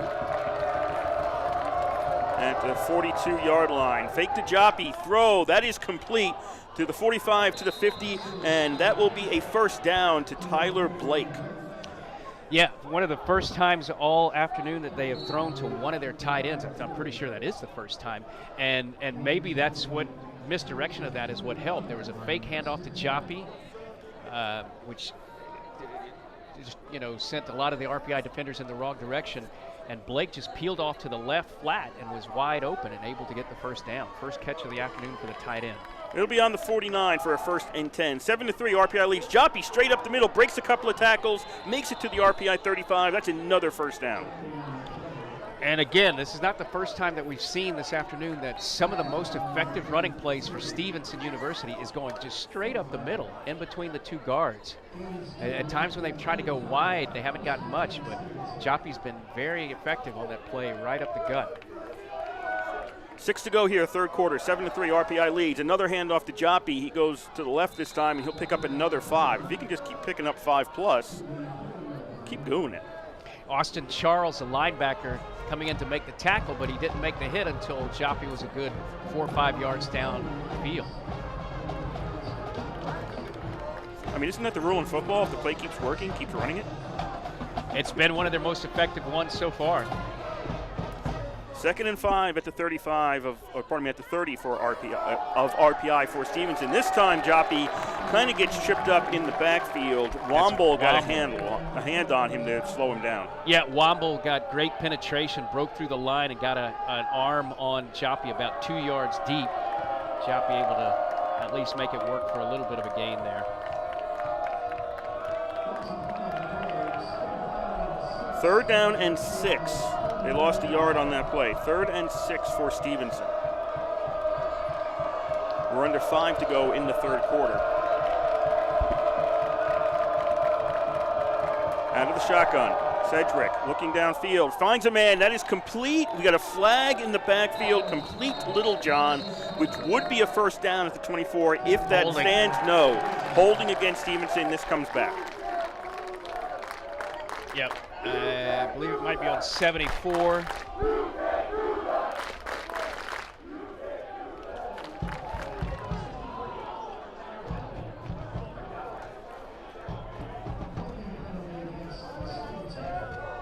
And so now, instead of a first down, Stevenson pushed backwards, and now he's going to have a long situation here. 3rd and long, it's going to be, what, 16? Yes. They are back to the 41. 3rd and 16 for the Mustangs. Which calls for a long pass, which has not been their strong suit this afternoon. Some of the quick slants underneath the zone has been their most effective plays. 2 receivers each side. Plenty of time here for Sedgwick. That's a completion and not a first down. Out at the 32-yard line. Trying to figure out, was that Moore? Yeah, I think it was Amir Moore. Amir Moore. On the yeah, catch. and the thing is, he ran out to that wide right side. He got behind the quarterback and in front of the safety. No one was out there for a second, and he was wide open to make the catch right around the 30. Got it down to the 27 before the Engineers could stop him. So they had to get to the 25. They only made it to the 27. It's 4th and 2. 2 backs. Sedgwick under center. 1 wide out. And they'll pitch to the deep back, and he's caught short of the first down. Didn't make it. Hammond was in as the tailback. Didn't make the first down, and it's turned over on downs at the 27-yard line. Deptula, the linebacker, got the first hit on Hammond. He didn't bring him down, but he slowed him down. Other Engineers were then able to meet him and stop him at about the 27, 28-yard line. 27 is looking like where they mark it. A curious play in that, A, they went to Hammond and not Joppy on the running play, and B, they went wide. They went wide with a toss to the wide side right instead of going up the middle. They didn't use their most effective running back, and they didn't use their most effective play.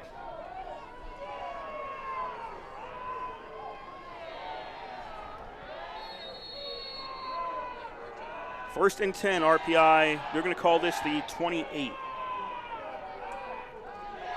Engineers leading 7-3 here in the 3rd quarter. First down play gets nothing.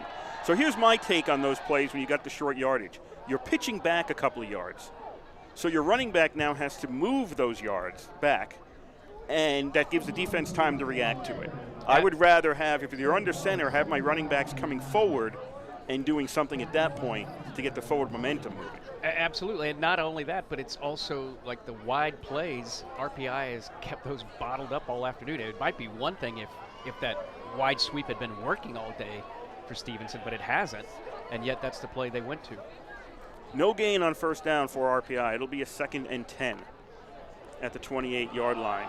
And Buckley is in there at running back, and he's going to lose a couple more yards. He's going to be all the way back to the 24.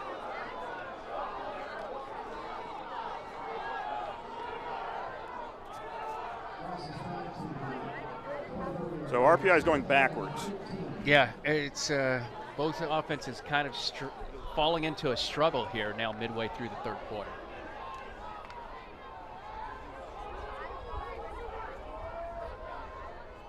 Basically, since that 27-yard run by Munoz-Watts, which got it down to the 14 early in the 3rd quarter, Engineers' offense has just gone backwards most of the time. On 3rd down, this is going to be a handoff to McDonald cutting through, Lombardi cutting through the backfield, and he's going to make it out to the 31. That was a 3rd and 14 play, which sets up a 4th and long enough that the punt team is going to be coming out. Yeah, I think that's the first time they've run that play for Lombardi since maybe the first snap of the game. And sweeping to the wide right and basically just trying to get some of the yardage back so you're not punting from so deep in your own territory.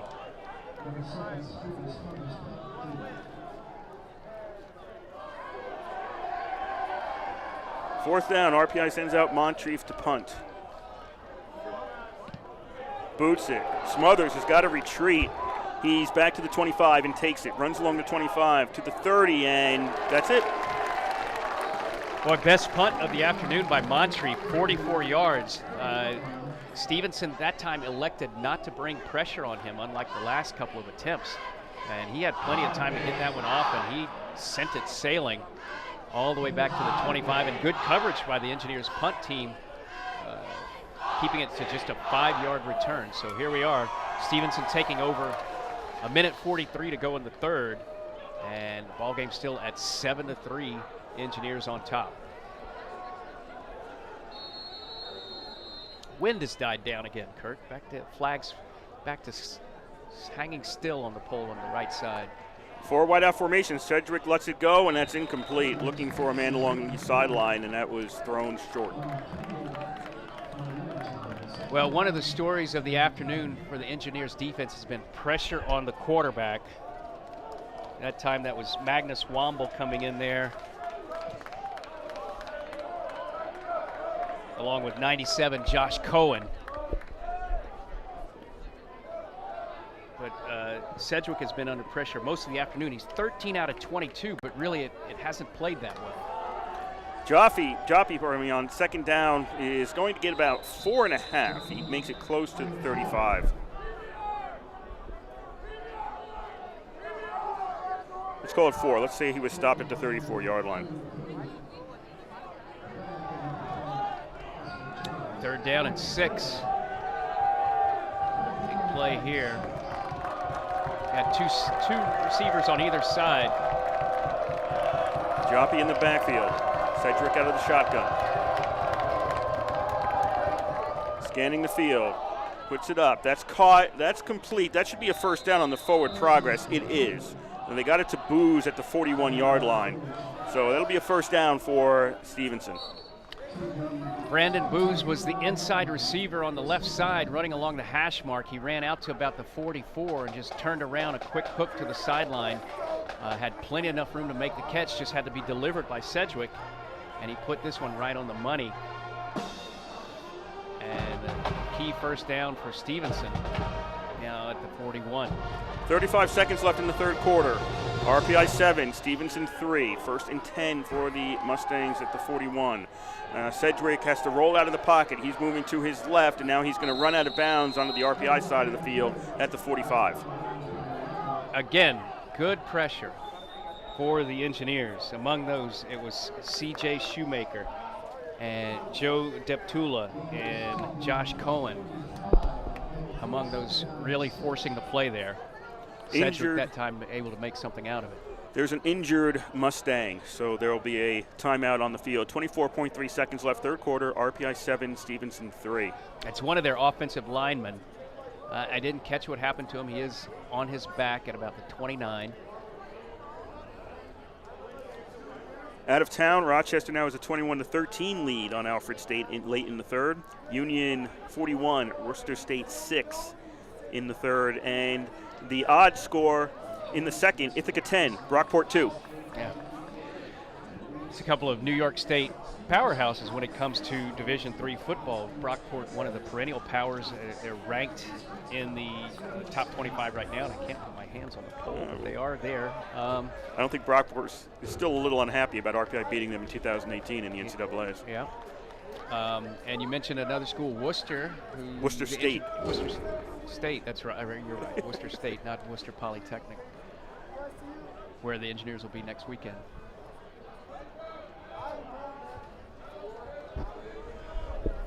Yeah, the number police have to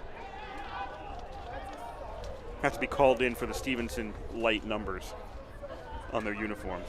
Yeah, that's right. Nobody asked the broadcasters advice on what color to use for the numbers. They've got an all-white set with black helmets, but all-white pants and jerseys, but silver numbers. So sometimes it's a little hard to pick up the player's number on the field. Second down and 6 for Stevenson at the 45-yard line. And this is a run. Was that even Sedgwick back there? No, that was not Sedgwick. That was Rutkowski. He's the backup quarterback. Yeah. It didn't look like Sedgwick when he was lined up. So Rutkowski came in and took the snap, and he ran with it and made it out to the 47. stoppage again. I think That it's is the Stevens. Oh, end the of end the of the third quarter. quarter. Right. 3 quarters are in the books here in Troy. RPI 7, Stevenson 3. Well, it's been low scoring, but it's been very interesting back and forth. Engineers and the Mustangs able to drive it at times, but then sometimes self-destructing, whether it's a turnover. If you missed the start of the game, the Engineers had the ball down at the Stevenson 1, fumbled into the end zone to stop one drive. But then later they got an interception, which was key in setting up their own touchdown. George Marinopoulos with a 4-yard touchdown run in the second quarter. Stevenson on the last full drive of the half, for all practical purposes, last drive, got down deep in RPI territory, but had to settle for a field goal to make it 7-3. Here in the third quarter, Kurt, it's been like instances of offenses clicking for like a play or two and then just running out of steam. And the Engineers had a golden opportunity on their first possession of the half, starting at the Stevenson 49 after taking over in downs. They got it downfield, a couple of first downs, but then they self-destructed and went backwards. So some missed opportunities and some defense, really good defensive play by both teams. Start of the fourth quarter, 7-3, RPI leads. 3rd and 4 for Stevenson at their own 47. Sedgwick throws. He's got a man wide open at the 50-yard line. Can he turn it upfield to get to the 49? And he does. And Smothers is out of bounds on RPI side of the field, and he's out at the 46. There's no 51. I've been watching CFL football, and they have a 51-yard line. They do not have one here in the United States. He was running right along the 50 towards the near sideline. He put on the brakes and sidestepped one of the Engineer defenders and was able to pick up 4 more across the Engineer side of the field for the first down. Toronto won last night against Hamilton. Go Argonauts. Yes. Getting revenge for their Labor Day loss. 1st and 10 for Stevenson at the RPI 46-yard line. They'll fake the handoff. Sedgwick throws sideline, and if that's caught in bounds, no, they're going to say out of bounds. They're going to say he didn't bring it down. Smothers got the ball, but he didn't get a foot down, and no complaint from him. So it's incomplete on first down. And not the original intended target. Everyone downfield was covered. Smothers was sort of the safety valve out in the left flat. And again, the story, Sedgwick not having a lot of time to set up in the pocket as the Engineers front 3 and linebackers continue to put steady pressure on the Mustangs quarterback. 2nd and 10 for Stevenson at the 47. Trailing by 4. And Joppy is going to get the carry, and this time is stopped. Maybe, no, they're going to stop. They're going to say line of scrimmage. He got nothing.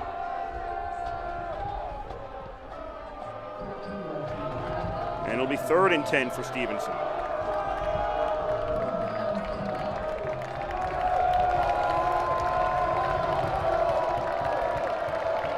All the scoring today has been in the second quarter.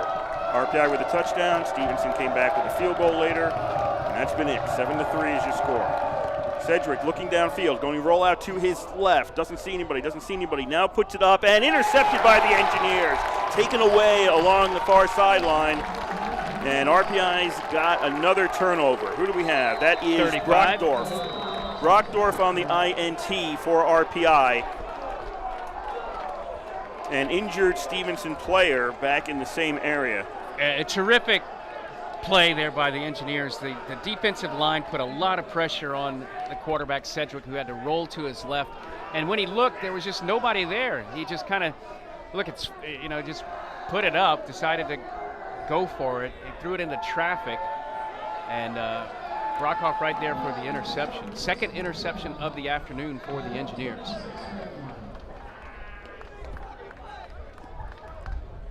We have 13:36 left to go in today's game. RPI's offense headed back out on the field after the interception. 7-3, RPI is leading Stevenson.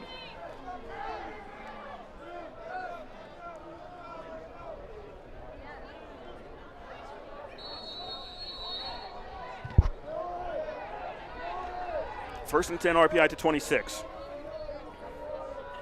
Engineers have had trouble getting the offense going here in the second half, and this is continuing the theme as Marinopoulos is sacked back at the 21. Yeah, 4 guys around him, a lot of white shirts in the backfield. Play never developed at all.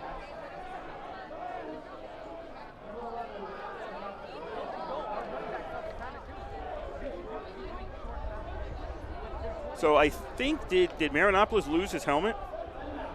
That might have been the call. Because he's off the field, and the official just announced something. Marinopoulos, he's number 11. Marinopoulos had to go off the field. I think he lost his helmet, which means you have to exit for a play, and that brings Peter Kuski. Yes. Is the backup quarterback. He is out there now for RPI. Munoz watches the running back. I'm expecting this to be on the ground. It's 2nd and 14 after the sack. And Peter Kuski is going to keep the ball, and he's going to run left, and he gets tripped up after he picked up maybe a yard out to the 23, and now Marinopoulos will come back onto the field. Tom Zadalava, one of the more active linebackers on this Mustang squad, getting over there, sprinting to the left sideline to cut off Peter Kuski, keeping him to a short gain of just 1. So long situation here for the Engineers now. 3rd and 13 from their own 23. If they don't pick up anything, they're going to be punting from deep in their own territory as we get getting close to the 12-minute mark to go here in the 4th quarter. Just a reminder, this is WRPI Troy with Engineer Football from the East Campus Stadium. Kurt Stutt, Yancey Roy on the call for you. 3rd down play, Marinopoulos steps up in the pocket, into pressure, and he is sacked back at the 18-yard line. And that's Mario McIntyre. How many times have we mentioned his name today? McIntyre, their leading tackler, 7 tackles on the afternoon, and I believe that's his, well, let's see, is it second sack? No, that should be his 3rd sack of the afternoon for McIntyre. He's been all over the place for Stevenson. Moncrief out to punt. Smothers is back at his own 45. Had trouble with the snap, picks it up. He's going to have to run with it. Moncrief breaks 1 tackle, and he's going to get stopped at the 19. And that's a bad play for RPI. That goes down as they turn the ball over on downs, but it's effectively a turnover as Stevenson now has it at the RPI 19-yard line. Yeah, and I think he had more time than he thought at the time. He dropped it, picked it up. There was actually no one near him for a couple of seconds if he'd have tried to hurry it to get it off, but I suppose at that point you're just in scramble mode and just running for your life.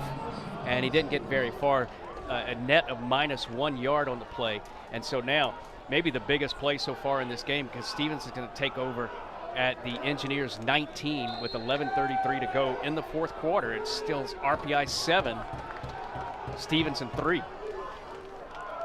Special teams has put RPI's defense in a tough spot here. They fake the Joppy pass. That's complete inside the 10, and it'll be 1st and goal at the 5. And that was Tyler Blake on the reception. Quick pass to Blake. 1st and goal at the 5 for Stevenson. Only the 2nd time they've thrown to Blake, the tight end, but both times he's made key catches. One time picking up a 1st down in the 3rd quarter, and right there coming off the slot and getting the ball inside the 10-yard line. 1st and goal at the 5. 7-3, RPI leads, 11:05 to go, 4th quarter. And Joppy's going to take the carry. He's going to get hit, falls forward. That was a good move, gets down to the 1. Yeah, he was initially met there by number 23, Jimmy Lieblow, but was able to bounce off of that and keep going inside the 5 and all the way, well, they're going to say the 1, yeah. He's down to the 1. It'll be 2nd and goal at the 1. Great opportunity right now for Stevenson to take the lead. Cedric out of the shotgun, gives to Joppy. Joppy is stopped short. It'll be a 3rd down. That was McGrath on the tackle for RPI to prevent a touchdown. Yeah, terrific surge by the front line of the Engineers. Did not allow Joppy to get anywhere.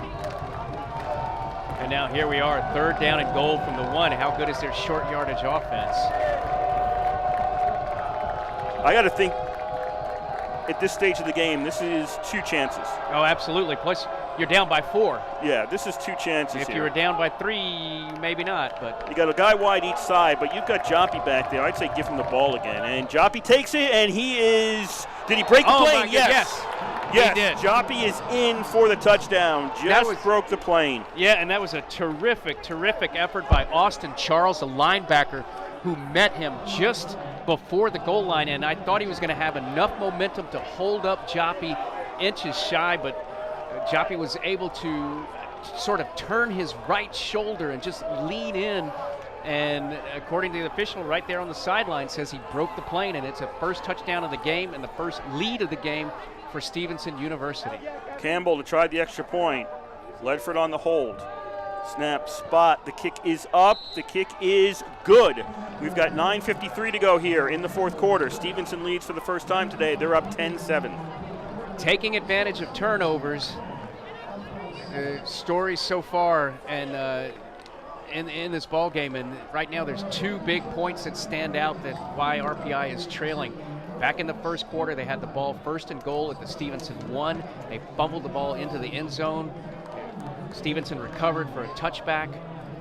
And now here in the fourth quarter, a fumbled snap on a punt led to punter Zach Moncrief just trying to scramble for the first down but getting nowhere. Stevenson takes over on the RPI 19. There was that quick slot pass to Blake, the tight end, which got it all the way down to the 5. And from there, it was just punch with the running plays until they got it in. Joppy, the most effective runner all afternoon for either team, just kind of bullying his way in. Boy, that was a tough play. Austin Charles, the linebacker, met him about I don't know, looked like maybe 6 inches outside of the goal line and had him stop for a half a second, but Joppy leaned in and got the ball across the plane. RPI trailing. Nope, they trailed last week. I was going to say for the first time. No, they trailed last week. They were down 20-7. Trailing for the first time today. Yes. Now 10-7, and the context also is an RPI offense that has just not done much of anything here in the second half. Can they turn it on now that they're behind? Booted away. Munoz Watts takes it at the 4. 5, 10, 15, 20. Good coverage there by Stevenson. Once he got hit, he went down, and he stopped at the 21, and it looks like he's hurt. Corey Jones-Pence, a defensive back playing on special teams, made a tough hit right at about the 20, and all the momentum is on the far sideline. The all-white uniforms of the Stevenson Mustangs really fired up now, having the lead for the first time all afternoon and just 9:48 to play. Munoz Watts injured on that return. Clean hit. Looks like its lower body. It wasn't a dirty play or anything by Stevenson, but he is down on the field right now, and we have an official timeout here at the East Campus Stadium with RPI trailing 10-7. Out of town, it's Union 54, Worcester State 6 late in the third. And Rochester in the fourth is leading Alfred State 21-19. St. Lawrence in the second has a 14-7 lead over Norwich. And still in the second, Ithaca 10, Brockport 2. And we don't have anything from Morrisville State playing at Hobart. And Buffalo State is off this week. That's the one Liberty League team not playing. Let's take a look at the stats. So we're now almost halfway through the fourth quarter. Engineers have just 98 yards passing this afternoon, Kurt, and just 35 net yards rushing. It's been a tough slog. Marinopolis, 9 for 18. That's not the usual type of number you would see for him this deep in the game. On the ground, not much at all, 35 yards, total net rushing. Just haven't really gotten it under track. They're rushing for just 1.3 yards per carry. And now they're really under the gun because now they trail for the first time today, and they're going to have to change everything they've been doing in terms of success on offense. Munoz Watts walked off the field under his own power. Buckley is in there at the running back, and, well, there's no change right now as Buckley is stopped for a loss. Yeah, Jason Scott, number 3, down there along with Brennan Wright, number 51. They met him in the backfield and nowhere to go for Buckley. Again, all the momentum. You look at the body language here, the Mustang players, all white with the black helmets, all fired up on the sideline. Their coach is very animated. They feel like they're in control. Over here on the RPI side, just kind of dead silence on the RPI sideline. Second down and 12 RPI. This is the 5 wideout formation. They're abandoning the run for the moment. Marinopolis throws. That is complete, but only about 2 yards to Convoy. Yeah, Brennan Wright, the linebacker right there. Convoy was out on the right side, just ran about 3 yards and hooked back in. And it's a fine enough play, but, when you got second and, 12 or 13. Now there is a situation of 3rd down and 10 and needing to complete a pass of, some distance, at least by the measurements of the game we've seen this afternoon. RPI got down to the 14-yard line on the first possession of the third quarter. Then they got backed up, ended up with no points. And since then, the offense has just stalled. The receivers bunched together to the left. Marinopoulos in a pile, and he's going down back at the 11-yard line. 3 Mustangs back there. Fitzgerald as well. 99 to Sean Fitzgerald, a defensive lineman. There was 3 guys back there. I think maybe they'll give the sack to Fitzgerald, but they were all there. And big loss for the Engineers going backwards. Now on their own 12 and having to punt. 7:57. They're going to have to get a good punt here. Remember, the last punt was fumbled snap, which led to the Stevenson touchdown. So they need a good punt and a defensive stand to have a shot. Snap, ball's away. Good kick. Smothers has to retreat to his own 38, turns it around at the 35, and he falls down. He tripped on his own feet, essentially. Falls down to the 35-yard line. That's about as good as you're going to get at that point for RPI. And a quick aside, not the first time that a player from either side has been trying to run laterally, make a cut, and fallen on the turf here this afternoon in Troy. So now 7:37 to play here in the fourth quarter. Stevenson 10, RPI 7. And the Engineers defense, which has been strong all afternoon, really needs to come up with a stop here. They've really shut down the Mustangs all day with, look, the exception of that last drive, which it was a short field. It was 19 yards. They took over the 19 and punched it in. Otherwise, the Engineers defense has just been top-notch today. First down. Joppy on the carry, finds some room, finds a lot more room than he probably should have at that point, and he's out to the 39. Again, running inside for Joppy. That's been one of their most effective plays. And when they try to get out wide, the Engineers just have too much speed on defense and keep them contained. They're best running Joppy right up the middle. And with the lead and 7 minutes to go, I expect to see a lot of Mr. Joppy right now. I remember on this field many years ago, Rochester burning off over 8 minutes of game time on the final drive and not scoring and winning the game against RPI. That's the kind of success Stevenson is looking for right now. Joppy on second down breaks through a couple of tackles. He's got a first down and finally thrown down at the 50. But right now, RPI needs solid tackling. Yeah, he was hit behind the line of scrimmage there by Cole McGrath at about the 40. Then he broke another tackle at the 46 and got all the way out to the 49. That's and this number might surprise you. I told you that Kevin Joppy now has 121 yards rushing this afternoon, 4.2 per carry. Let's go back to the pregame. One of the key things that RPI coach Ralph Iserni had told you, Kurt, was they had to control the running game of Stevenson and force him into passing situations, but that's just not what happened through a good chunk of especially the second half here.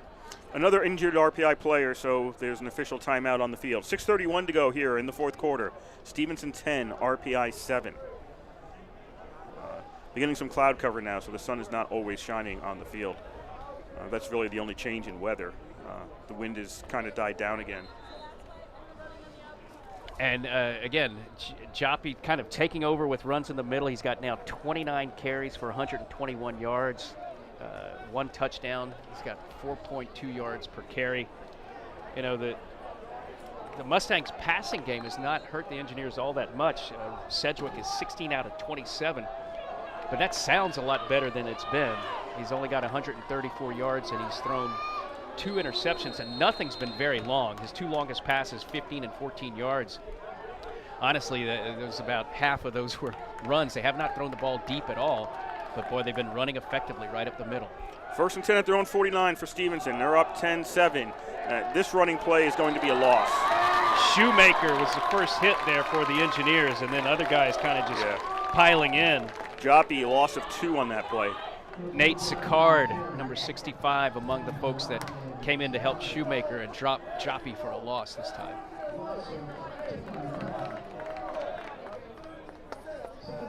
That makes it a 2nd and 12 for Stevenson as they are running that clock down as much as possible. Yeah, the Engineers have 3 timeouts left, but they really need a stop. Down to 5:40 to play in the fourth quarter. Looks like a pass this time. That is complete into RPI territory, taken. It's Tyler Blake, the tight end. Yes. Blake gets about 2 yards on that play. And there's another injured RPI player on the other side. That's Joe Deptula, who's hurt on the far sideline.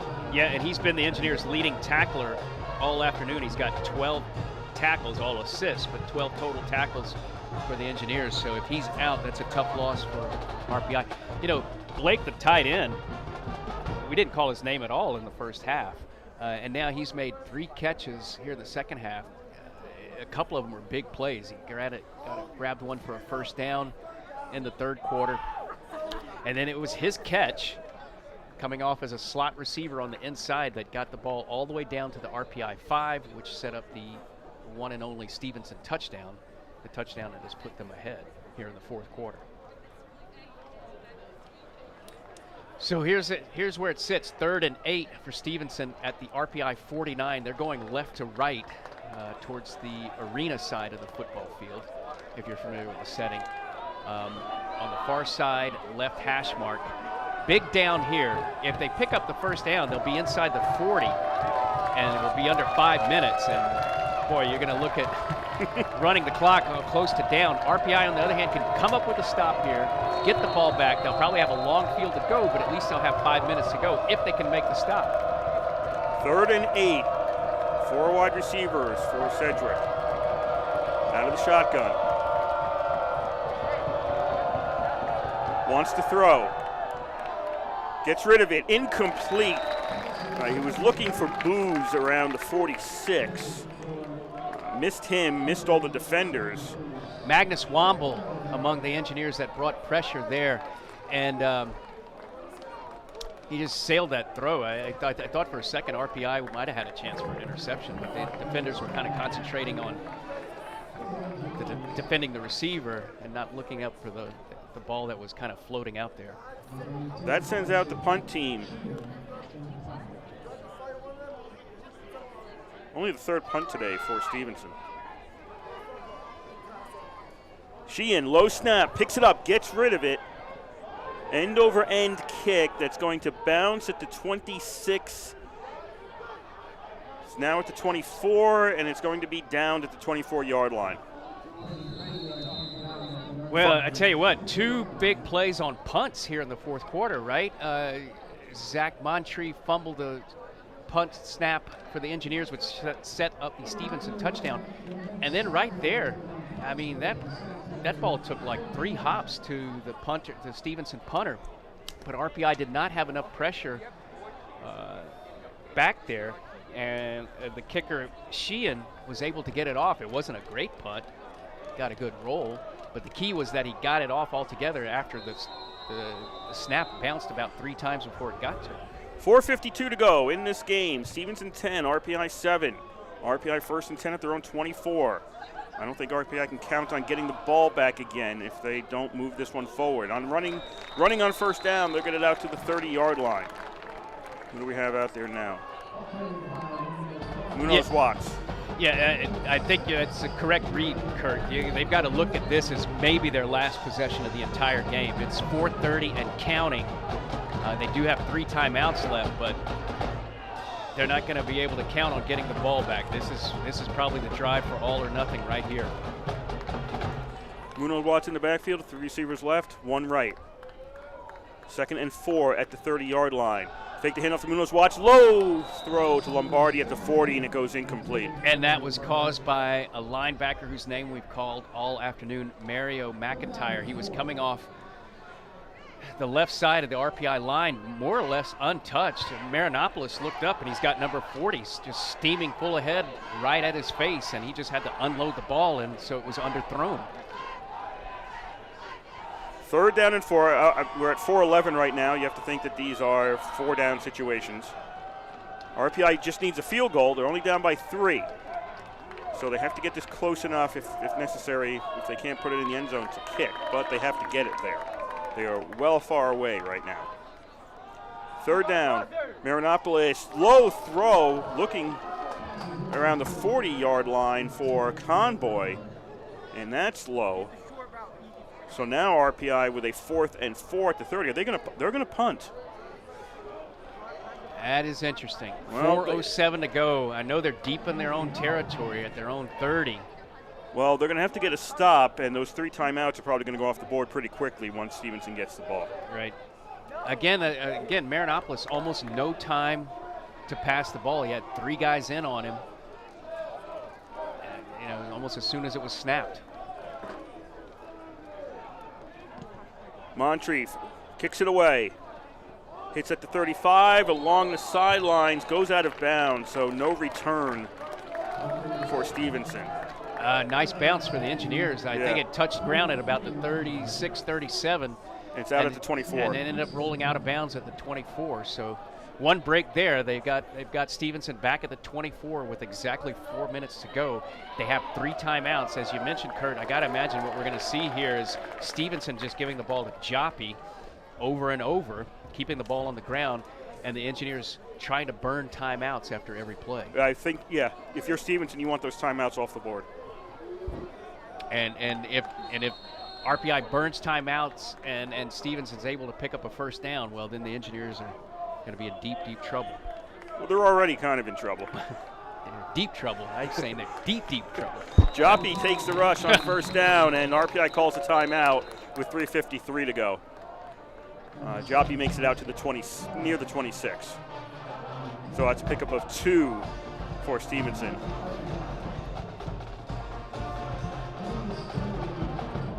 Yeah, Joppy's been the guy all afternoon for the Mustangs. 31 carries, 121 yards.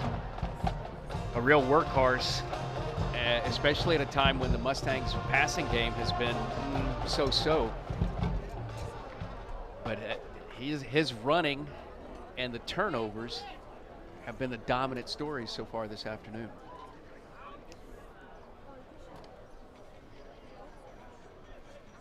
And RPI had chances. They had it. They fumbled at the 1 back in the first possession of the game.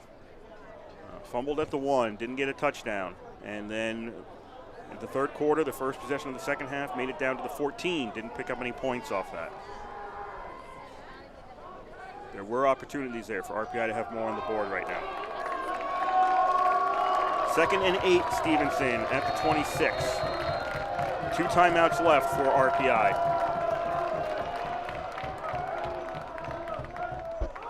Joppy with the carry. Joppy forces himself up to the 30, and that's another timeout for RPI. 3:45 to go, and that's RPI's 2nd timeout.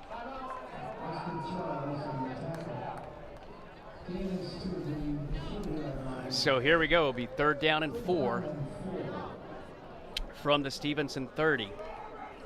And high leverage play right here.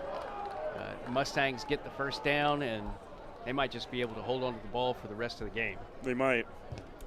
Engineers need to stop right here, force a punt. Even if they get the punt, it's going to be a tall order. They'll probably get it back at, let's say, their own 30, with a neighborhood of about 3 minutes to play.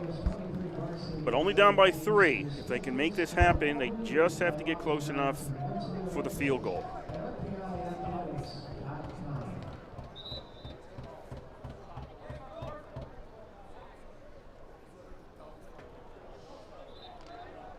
Teams come to the line on 3rd down and 4 at the 30-yard line.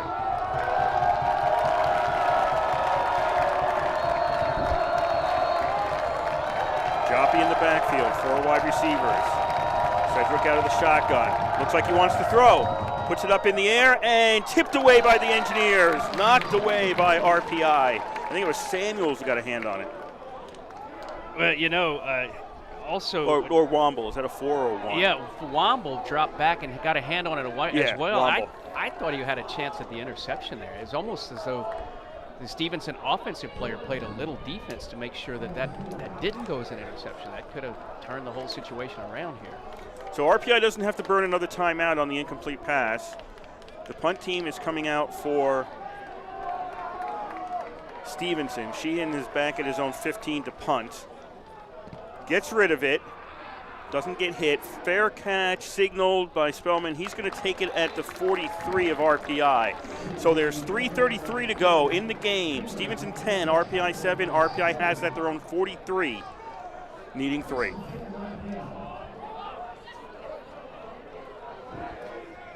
Well, and a long way to go, and take a look at what's been effective for the Engineers. They haven't gone deep with the ball since that first quarter pass to Peter Lombardi that went for 44 yards. Ever since then, everything has been pretty short. You're talking like the 5, 10, 12-yard range, and that's been primarily because Marinopolis hasn't had a lot of time to pass. He's been under pressure all afternoon from the Stevenson rush. 1st and 10 at the 43. 4 wide receivers. Marinopolis in the flat. That's complete to Munoz Watts, and he's out around the 48. And I'm also thinking of one play that we only saw one time this afternoon, Kurt, and that was the sort of underneath screen to Munoz Watts, taking advantage of the fact that Stevenson was sending so much pressure and just letting those guys through, setting up a screen to Munoz Watts. That worked pretty well. They haven't pulled that back out of the playbook since then this afternoon.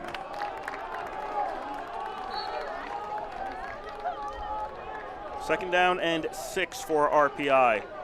3:22 to go in the game. Pass, that is complete on the near side. That's a first down for RPI to Palmer. And he got out of bounds, which is a smart play, although I don't think he was initially trying for that. It looked like he was fighting for more yards, but eventually worked his way to the left sideline and stepped out, which was... We're not at the point where the stepping out stops the clock. You're right. So the clock is still running. 3:05 to go in the 4th quarter. RPI trailing by 3. They have it at the 46-yard line. 46 of Stevenson.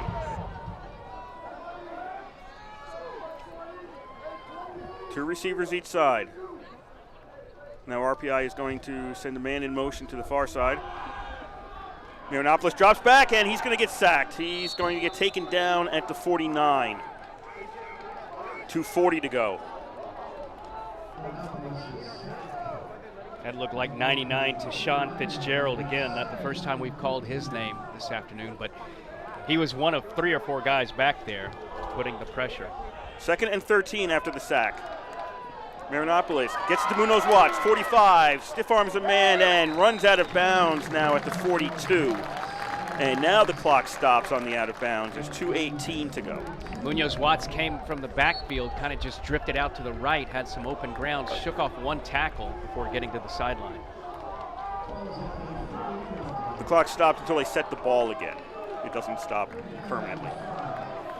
So we'll be at the 2-minute mark soon as it counts down. 3rd down and 6 RPI. 3 receivers left. Munoz Watts in the backfield. He's got 2 receptions already on this drive. Marinopolis pass, that is complete, and that's a first down. Walker Sutton is out at the 31 for the first down. Yeah, Walker Sutton on the right side, just a quick 6 and out or so, and the defensive backs were laying off him. He had a lot of room to make that catch and get out of bounds all the way down to the 32. Now we're under 2 minutes. The clock did stop. Pass, that is complete on the slant pattern. RPI's got it down to the 18-yard line for another first down.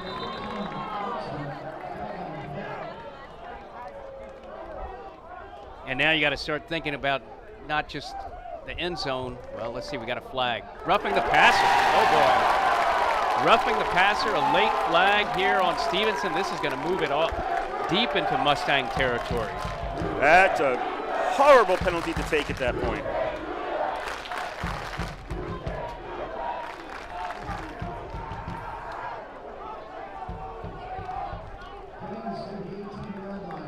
That was Goldsmith on the reception for RPI.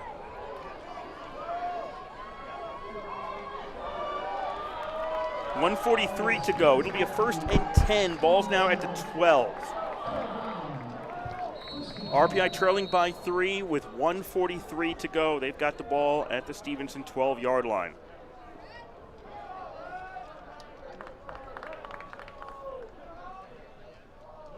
Three receivers to the left, wide on the right. Lombardi cuts behind the line of scrimmage. He takes the ball, but he's not going to be able to get downfield. They're going to say, nope, the ball came loose, but they're going to say he was down. His knee went down before he lost the ball. I think that wasn't close. He was definitely down. That one was close. but no gain there, and clock running now, a minute 25 to go. Ball at the 12, RPI on the far side right hash mark. Yeah, I just saw the replay. His left knee was clearly down. 2nd and 10 at the 12-yard line. Now we're down to 1:10 to go in today's game. They'll put Lombardi on motion to the left. Marinopoulos has time, throws. That is complete down to the 4. Palmer has it at the 4-yard line. Clock is still running. Nice bit of scrambling by Marinopoulos to get out of trouble and find Palmer. I mean, he had to step up in the pocket and get away from the rush. And because he didn't want to go down. If he went down in a sack, it could be disastrous. Now the Engineers have a golden opportunity, 40 seconds to go at the 4. 3rd down and 2 at the 4-yard line, 38 seconds left. Marinopoulos tosses it, Munoz Watts has it, touchdown! Got it in the flat, makes it into the end zone, and RPI takes a 13-10 lead with 33.6 seconds left. Munoz Watts was the running back to the left of Marinopoulos. He just drifted off about 3 steps to the left, and there was nobody there. It was just the Stevenson defense had just lost track of him. By the time he made the catch, he was wide open to the end zone. There was no way they were going to catch him. There was nobody near him. And an instance there of Stevenson just losing track of one of the receivers, and Munoz Watts able to almost just jog into the end zone into the left corner right by the pylon. McDougal out to try the extra point to make it a 4-point lead. Snap, spot, kick is up, kick is good. Again, 33.6 seconds left. RPI up by 4. They've got a 14-10 lead on Stevenson. And we look at that drive, and probably the key play, frankly, is the roughing the passer call that moved the ball all the way down to what, the 12 of Stevenson, which set up the final push for the touchdown. Engineers had gotten that first down with Sutton Walker down inside to the 27, but the roughing the passer play a couple plays later, getting it down to the 12. And 2 key plays right before that was when Marinopoulos got out of the rush and found DJ Palmer for the completion all the way down to the 4. And then for the touchdown, again, Munoz Watts was set up as the back in the backfield to Marinopoulos' left. He just drifted off to the left, and nobody was near him. Kind of an easy run-in once he made the catch. And the Engineers now up 14-10 with just 33.6 seconds to play. Stevenson has to get a TD. They have 2 timeouts left.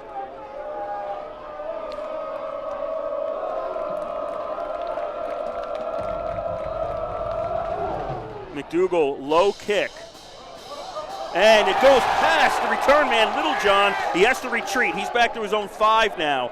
Running along the 5-yard line to the 10 and trying to find a way forward. Doesn't find anything, and wisely then opts to save a few seconds by stepping out of bounds. There's 25.7 seconds left, and Stevenson is back at their own 12.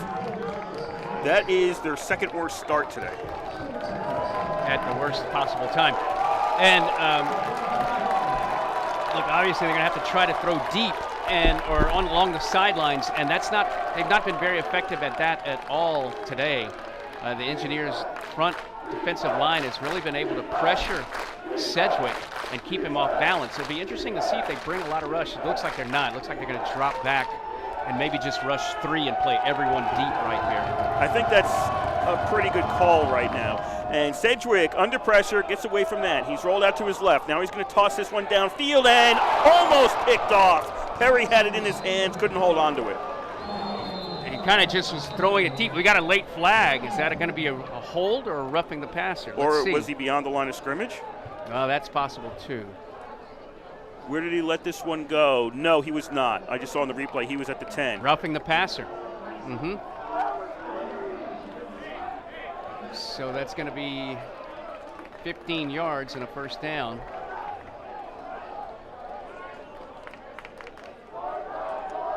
That was really, it's all nullified by the penalty, but the play itself was just a kind of a desperation heave by Sedgwick to midfield. He had one guy out there. Perry probably should have had the interception. Couldn't hang on to it, but it's all taken away by the roughing the passer penalty. First and 10 at the 27, 16 seconds to go in the game. Pass, that's complete. Flag comes out back near the line of scrimmage. The receiver is stopped at the 43-yard line on forward progress. That's Littlejohn. And a timeout is called by Stevenson, but there's also a flag on this play. I wonder if it's going to be someone lining up. It came from the line judge on the side, which is... There's 11.4 seconds on the clock. So the officials are talking this one over. I think we have an injured RPI player as well.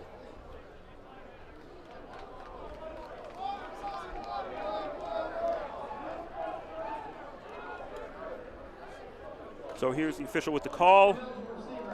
Ineligible receiver downfield, so that wipes out the completion.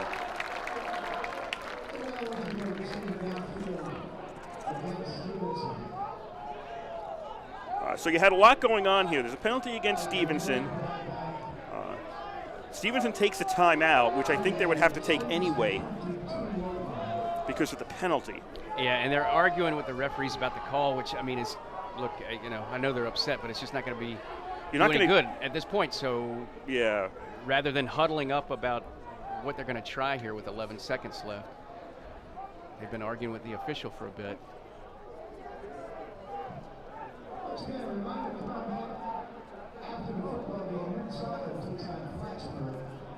So now the referee is out talking to the head coach for Stevenson, Ed Hoddle.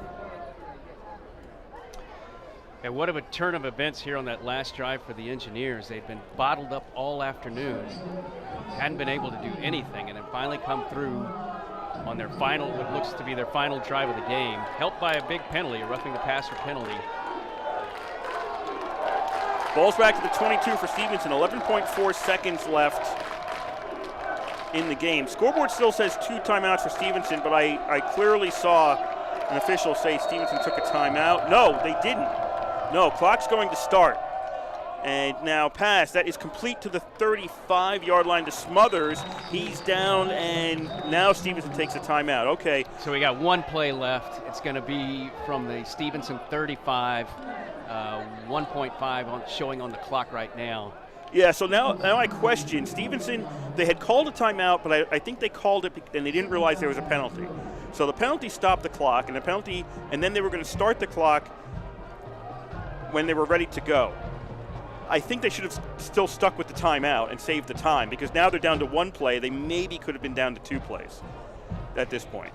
Yeah, it's all comes to this, and again, some key moments here. The Engineers in the fourth quarter, they looked dead. I mean, they were down 10-7, the ball deep in their own territory, hadn't moved all day when Marinopolis engineered that final drive, touchdown pass to Munoz-Watts, and things completely turning around. And barring a Hail Mary play that works here, it'll be the second straight game that the Engineers rally late in the ball game to post a victory at the home field here in Troy.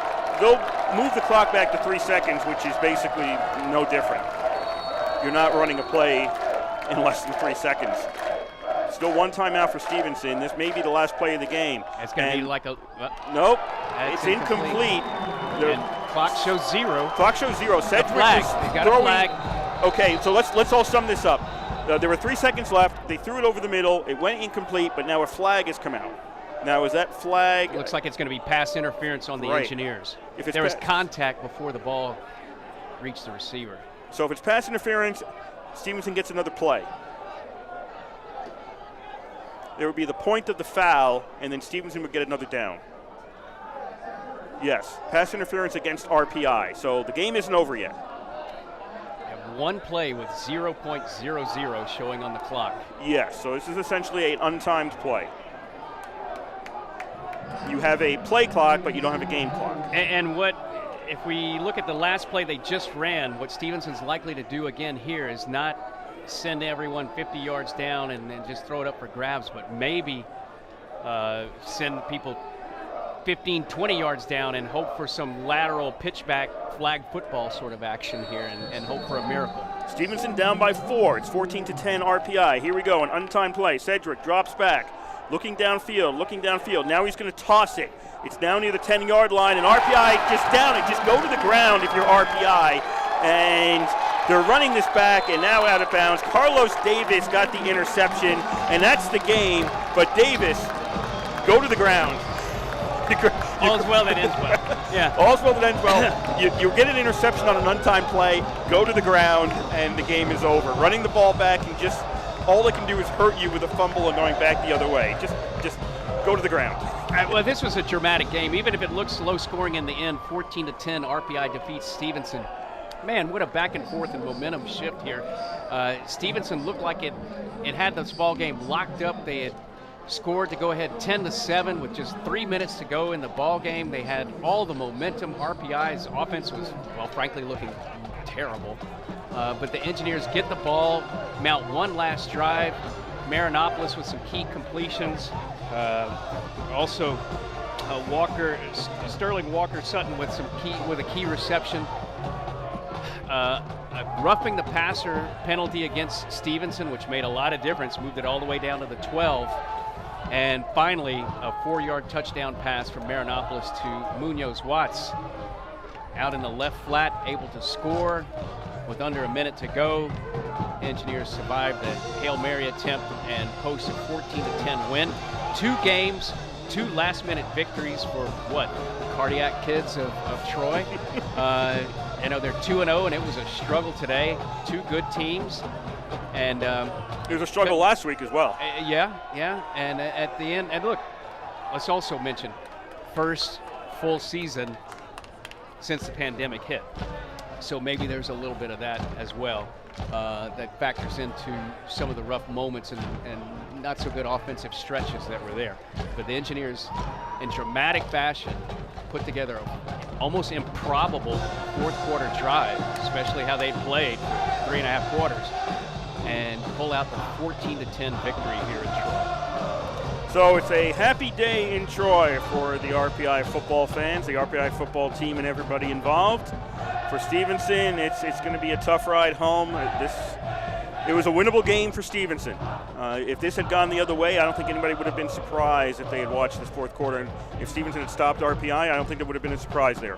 This was a winnable game either way. And one team wins, one team loses. That's the way it works out. But for Stevenson, I think this is one that got away. Bitter defeat for them. This is one that got away in the last minute. And, you know, you can look back at a lot of things in the game. I mean, you can look back at the roughing the passer call that added 15 yards there.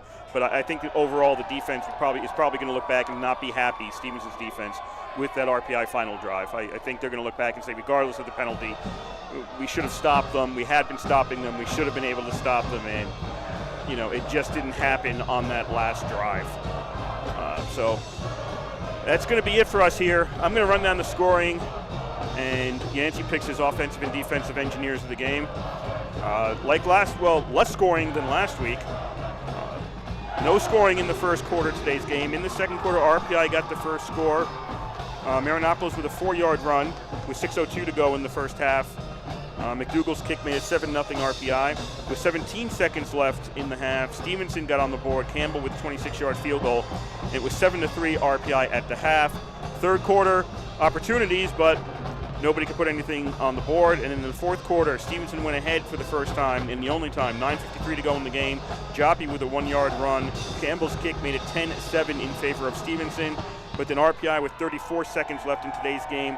Marinopoulos to Munoz Watts on a 4-yard touchdown pass. McDougal's kick made it 14-10 RPI. And then RPI stopped Stevenson on their ensuing drive. And RPI picked up the win here today, 14-10 over Stevenson. RPI improves to 2-0 on the season. Stevenson falls to 0-2. A big loss against a very tough Johns Hopkins team last week, and then RPI a tough loss here against RPI today.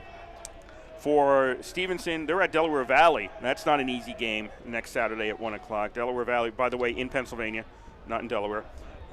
They're a perennial solid team, so they've got a lot ahead of them.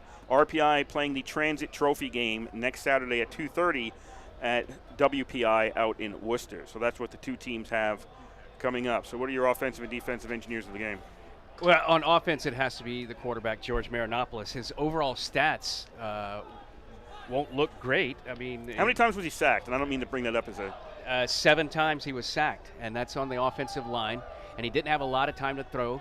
And get this, he was about 10 for 21 until that last drive, and by my count, I think he completed 7 straight passes on that final drive. The final drive went 10 plays, 57 yards, including the touchdown to Munoz-Watts. So Marinopoulos, in a day where he ran for his life a lot of times, he still ended up with 17 completions and 147 yards and a touchdown. He's our offensive player, getting it done on the final drive as the Engineers pull out the victory.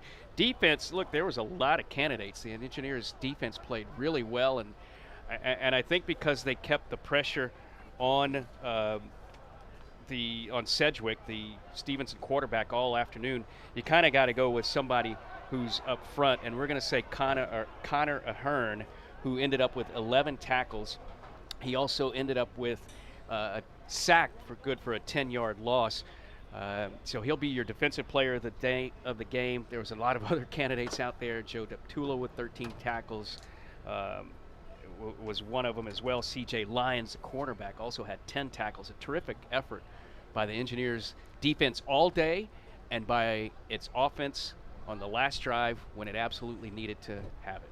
And talking about the defense, that defense gave up no points last week. They gave up 10 today, and 7 of those 10 because of a very short field. Yeah, a 19-yard drive on a botched punt where the snap was fumbled, and Stevenson was able to take over at the RPI 19 and punch it right in. So, again, a terrific first 2 games for the RPI defense.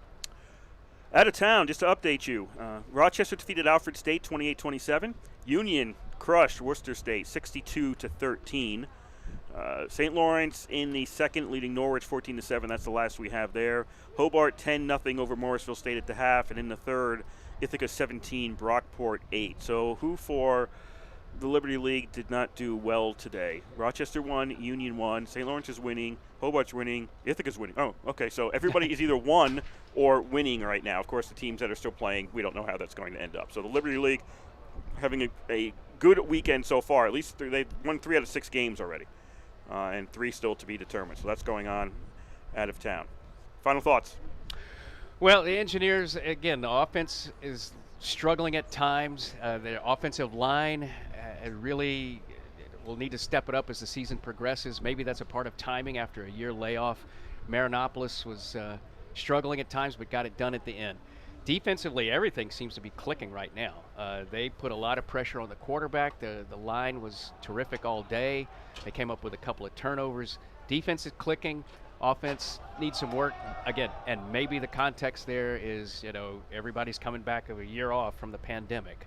And so maybe the offensive timing will take a little bit more. But the bottom line is Engineers 2-0 start, 2 heart-stopping victories here on the home field in Troy. You can't ask for more than that, better than a 2-0 start. And that's going to do it for us here from the East Campus Stadium. Before we go, we'd like to thank the Rensselaer Union. They provide the funding for WRPI and all the club-related activity of the Institute, and that includes WRPI and WRPI's coverage of Engineer football, hockey, and baseball. Also, the station WRPI is on the World Wide Web. Point your browser to WRPI.org, and you can pick up our broadcast 24 hours a day, 7 days a week. As long as we're sending something out over the air, we're provided for you on that feed. That is WRPI.org. I'd like to thank Lindsey Vogelman back at the station for making sure we got out on the air. Our next expected broadcast is next Saturday, 2:30. They're going to kick off at Worcester for the Transit Trophy game, RPI versus WPI. We are expecting to broadcast that game in the era of COVID. This is a fluid situation, and things may arise. That means we can't do it. So we are planning on doing that game next Saturday. If we're not able to, then we expect to be back here in 2 weeks for the next broadcast. But we are planning at this point to be out in Worcester to cover that game next Saturday. That's a 2:30 kickoff, RPI versus WPI. For Yancey Roy, I'm Kurt Stutt. We'd like to thank you for listening to today's game. The final score here from the East Campus Stadium, it was RPI 14 and Stevenson 10. And you've been listening to live coverage of Engineer football on 91.5 FM, WRPI Troy.